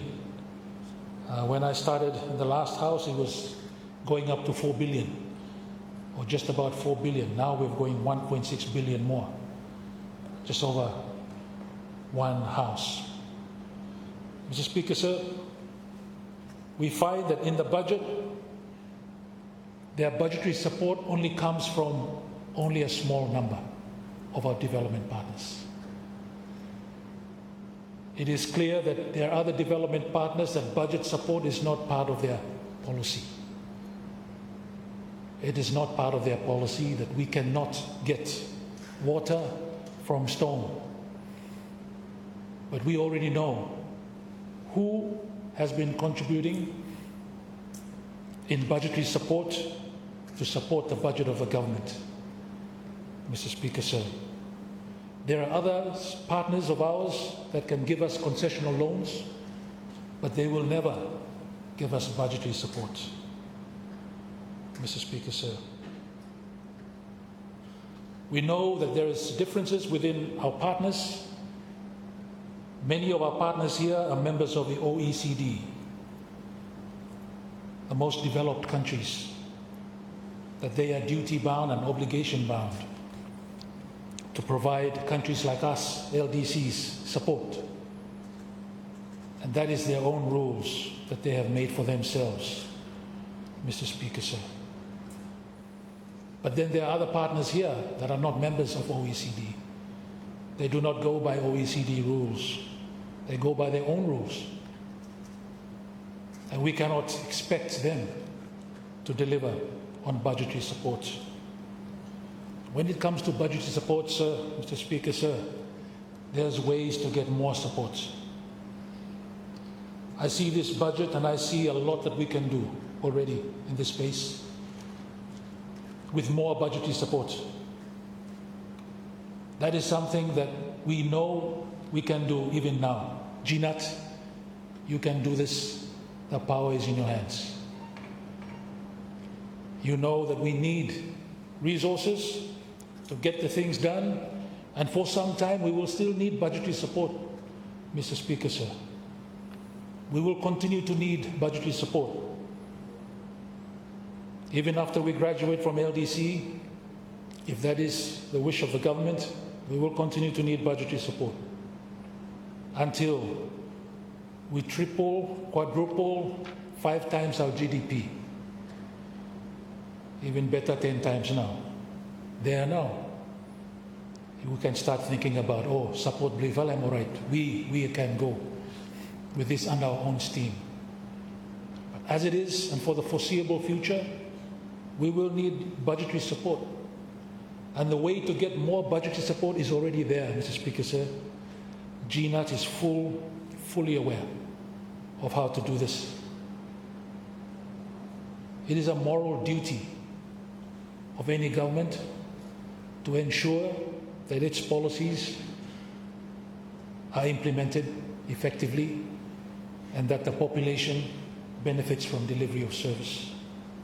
Why would we shut down options that are there for us in order to gain more budgetary support from those who we already know can give and who can give even more, Mr. Speaker, sir? It's a no-brainer. And yet, somehow I feel it's so heavy for GNAT. So much of a heavier stone to lift. It shouldn't be. We owe it to our people to allow them to enjoy services, health services, education services. Give more of these to our budgetary support partners who are waiting to help, Mr. Speaker, sir. Let us do the right thing. Let us do the right thing and allow that budgetary support to come in more effectively so that we can deliver on the programs, the great programs that you already have in terms of GNUT's policy, Mr. Speaker, sir. Mr. Speaker, with regards to international relations, I would just like to start by offering condolences as Chairman of Foreign Relations Committee to the people of Australia and the government of Australia for the tragedy that they have gone through yesterday in the mass shooting at Bondi, Sydney, Australia. Mr. Speaker, sir, elements of anti-Semitism have been reported to be involved in this mass shooting. Mr. Speaker, sir, those of us who are Christians, who read the Bible, know that this is not new. Anti-Semitism is the oldest persecution of any people in the world, recorded in the Bible from Babylon, Babylonians, the Roman Empire. These things continue until the present day to the Jewish people. Mr. Speaker, sir, I was in Australia just the other month attending an anti-Semitism. That was where I learned about the big issue in Australia. That's where I met a Holocaust survivor going towards 100 years, saying that she has never felt unsafe in Australia all her life until recently. These are issues that our big neighbor are going through. I told them, Mr. Speaker, Solomon Islands, opposite lo anti-Semitism, yeah? Opposite na lo here. Because we know our Lord and Savior Jesus Christ is a Jew. The Blessed Mary is a Jew. Even Judas Iscariot, Jew. Jesus came from the tribe of David, a Jew. As a Christian country, for us, we know this history. We know this history. So my prayer goes out to the community, the Jewish community in Sydney and in Australia, and the people of Australia, that they deal with this issue, support those that are affected by this. Mr. Speaker, sir. Mr. Speaker, sir, international relations, we have over 140 or going towards 140 countries, maybe 130 plus or 35 plus. We have diplomatic relations with these countries. The question needs to be asked, why are we seeking so many relationships with countries? Why are we doing this? And the answer that I've heard is that we need to be doing this to legitimize ourselves as a nation. That is a false argument. We don't need to form relationships with any other country. We are already a member of the United Nations. Our flag flies very proudly with the other over 190 countries already every day at the United Nations. This policy that somehow we need to get more recognition by signing up relationships with other countries is just not correct, Mr. Speaker. If it is for any other reason, then we should know. Why is it? Other countries, they do that, and they have their reasons. They have their reasons. But the reason that we're signing up because we need to legitimize our own statehood, that itself is not a genuine reason, and in fact, is not a correct reason. Instead of signing up with many more countries, let's focus on the ones we already have signed up with. Focus on their strengths. Let us move beyond just signing up for elections of the Security Council, elections of the ECOSOC, Economic and Social Council at the United Nations. Let's move beyond that. Imino using for vote, election vote at international level. Let's forge our relationship based on our own values. What is important to us, Solomon Islands? What is the interest we share with that particular nation? They might not have something developmental to us, but the value is something we share. Yes, that's important. Let's continue to seek out those relationships. But in terms of development, yes, I think we can do with pursuing more deeper relations with countries we've already signed up with, including those at Scandinavia, Uplo North. Story with the Mogatamo, Mr. Speaker, sir. I got the friends Blemilo there who are very much focused in Africa, but need to be focused more on us here in the Pacific too, including us Solomon Islands, Mr. Speaker, sir.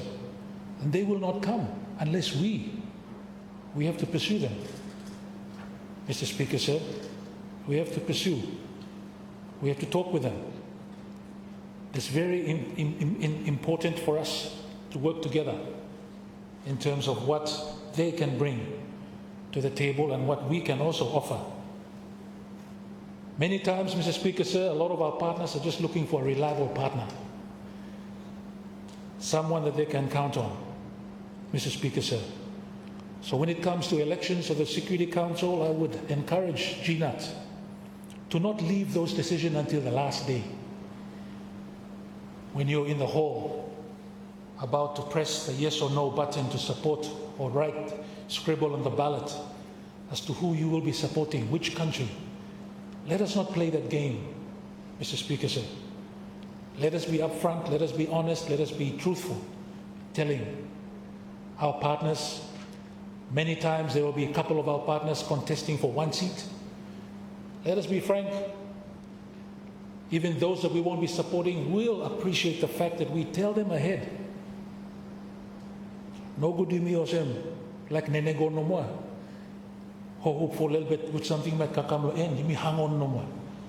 Let us not be that country, Mr. Speaker, sir. Yes, we might be a least developed country, but let us not act like that. Our reputation is important, our integrity. You me Solomon Islands bar. Biblical name, the only country with a biblical name outside of the Holy Land. Not Solomon Islands. You sabe too much this one, Mr. Speaker. Let us act like that. Let us not play around with partners, let them hanging on, go. Ready for vote now, what to say? Find out, but then we vote for different man. No, let's not do that at the international level. Let's do that at the national level, no matter, right? But maybe international one, let's do something different. Let's not carry what we do here at the national level to the international level. I would encourage the government, when it comes to these important votes that people are always looking for support, to be upfront, give them good time, explain to them why we will not be voting for you, why we'll be voting for the other partner. I think they would appreciate that, Mr. Speaker, sir. In fact, I know many appreciate that. Mr. Speaker, sir, international relations, and I've heard on the floor of the Parliament already, a reference to General Assembly Resolution 2758 about the representation in the UN General Assembly of China in 1971. I'm very concerned with the development that's happening even in the chambers here, whereby we are adding things into this resolution that is not in that resolution, Mr. Speaker, sir. That resolution doesn't speak about Taiwan being an integral part of China. It's not in that resolution. In fact, you won't find it in any UN General Assembly resolution, Mr. Speaker, sir. When we start to mention it here in Parliament, we're taking a position that the PRC takes. That is their position. We respect that position. That is your position. But that is not the fact. That is how you see it. But that is something that we must be very careful of, Mr. Speaker, sir, in terms of how we interpret UN General Assembly resolutions. Related to that, Mr. Speaker, sir, is what I'm seeing now as a fully fledged move towards a one China principle, as opposed to a one China policy. As you know, Mr. Speaker, these are two different takes on the issue of one China. As you know, one China principle is one that is promoted by our friends in Beijing. That is their position. That yes, Taiwan is a part of China. One China policy, as you know, says we recognize the claim that Beijing you have over Taiwan, but it's ambiguous to the fact that if Taiwan is part of China. There's a difference, quite a big difference, Mr. Speaker. I'm feeling here that we're already moving towards one China principle, which only a few countries in the world know about adopting that one, Mr. Speaker said. Most of the countries in the world have a one China policy. That is why you have in those countries even Taiwan offices, culture, trade, in those countries. Even our two big Melanesian countries have those. Papua New Guinea has a Taiwan office. Fiji has a Taiwan office. Because they go by the one China policy. All the countries in the European Union have a one China policy. They all have trade offices. So these, Australia and New Zealand are the same. So these are issues that we have to be mindful of in terms of where we put ourselves in categories and where people see us, Mr. Speaker said. Let us respect each other's policies, but let us look at our own policy as well. It's important that we do that, Mr. Speaker said. Imino say no oh man jump, then he say yes, how high? How high do you want us to jump? No. We have a sovereign duty as leaders to look after the best interest of Solomon Islands. That's the least our people expect from us. You know, there's been times when I've seen statements from the government, perhaps in the first just post-switch. One fellow paragraph referred to one China principle. Next paragraph, one China policy. Confusing too with the French with Beijing. Money, how? When not stand up with this one? These are very important issues. They have global implications. You know well, Mr. Speaker said, me not tell him anything new here. Let us be more mindful of how it is we conduct our foreign policies. Mr. Speaker said, I think it's also time that our ambassadors respect the division between Waka Blokata and Yumiota politicians. For ambassador for comment publicly, for post below member of parliament, calling something that member of parliament calls for prayer and support for persecution, calling it cheap politics, that is unheard of in my time of international relations. I know there are wolf warriors in China. They protect China's interests. But now we have wolf warriors attacking our own people. What are we doing? Why are we teaching our diplomats? We should know better. There's a clear line. There's a clear line here, Mr. Speaker said. I, for one, as chairman of the Foreign Relations Committee, am not happy. I'm not happy that ambassadors are calling out what you are saying, which is pray for people who are persecuted in China, as cheap politics. Come on. Not on. This is not on. Prime Minister, please, you know better too, yeah? Don't let people blame you. Makem noma. Kasim noma one vala place. And you stop. What are we learning? What are we learning? Send our people to go train. Diplomatic training. England, Singapore, no go Serbia. There's nothing to learn there. Mr. Speaker, these are important issues that we have to be mindful of in terms of operations of government. that if you want to enter into a space of public debate, then you should know what you're getting yourselves involved in. Otherwise, hey, you may learn back kick back to you. And yes, it's within our rights to tell our ambassadors what they should do, what they should not do, and why we're surprised at their responses. Mr. Speaker, sir. It's very important for us. Let's carry out our duty as foreign officials in the national interest of our country. You might not agree with what we say here, but it doesn't give you the right to come and rubbish something that is not even controversial. Mr. Speaker, sir.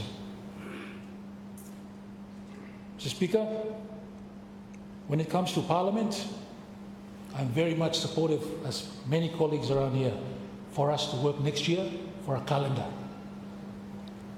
Calendar now. Chairman lo House Committee lo here, we will look forward for calendar now. Yeah? I think having a calendar will help all of us. Not only us here around this house, sitting in this august chamber, but our public servants who are writing bills and laws, so that they know when the next meeting is, they aim to deliver on the government's policies. It's important for them, give them deadlines, and that deadline is the next Parliament meeting. Mr. Speaker, sir, so important for us to have a calendar. Every time we mention to our colleagues around that we don't have a calendar, everyone's surprised. Hey, true man, you will around how no more. No, we need a calendar. We need a calendar. Yeah, Prime Minister no need for worry to us by no any motion to come, so you go wait no more time calendar no more. We decide what time we meet no more. What time we will meet. That's more important for us than perhaps politics. How we meet or we meet no good motion movement, we wait for time, those kind of things. These things will always happen. The stability or instability that the Prime Minister referred to, it's part of politics, particularly more so in the Solomons or Melanesia as a whole. That's nothing new. Mr. Speaker, sir, of course, it's good to have a stable government so that policies are delivered. That is a given, for sure. But sometimes short government will deliver quick time to us. People may remember me a long time. When you have government, you sit on it a long time now, then you don't deliver anything. Sometimes you have to look at that and weigh it. Go for it. Make it transformational. And if people like him out in months, or you out in me, but we do him now. Our institutions are strong. The country is on the right footing. Nothing for him if frightened to us, Mr. Speaker, sir. Mr. Speaker, as Christmas now comes before us, just allow me to say thank you for yourself, the staff of this Parliament, for your work throughout the year supporting us. Very much appreciated, Mr. Speaker. I would also like to thank the Governor-General for the service he's rendered to our nation, Chief Justice for the service, and the courts for serving us, Prime Minister, Cabinet, for your hard work. It's not easy being in your seat, but we appreciate all the same what you're trying to do in moving this country forward. Members of Parliament and your families around here, Christmas greetings to you all as well. In the name of our Lord and Savior, Jesus Christ. And I would like to wish my people of Israel too. No forget them. Wish them a Merry Christmas as well. The chiefs, church leaders, men and women, enjoy the Christmas festive season and enjoy the true meaning of Christmas, as we've already heard. It's important to us, so we may not forget them now. Why now we may celebrating Christmas? Important to us. Some of you, particularly the youth, will be involved in games throughout the Christmas season. I want to wish you all the best in those sports, carnival, particularly football. And netball, I wish you all the best, particularly the youth in your performance. Remember that sports also encourages discipline, respect, and fair play. These are great values for you to have that will help not just shape you on the field, but in life in general. So we wish you all the best as well. And now, on behalf of people of East Harare, I'd like to wishing you for everyone Malohia Moa. Happy Merry Christmas. All of you, enjoy your time with the family. And let's come back next year refreshed with some more new ideas, some more new laws for us to pass through this Parliament and continuing to serve the people of this beloved nation of ours. With these few remarks, I support the motion and I resume my seat. Thank you very much, our member for East Harare. Our time now is 10 past 1. I will now suspend debate and resume at 2:30 p.m. today.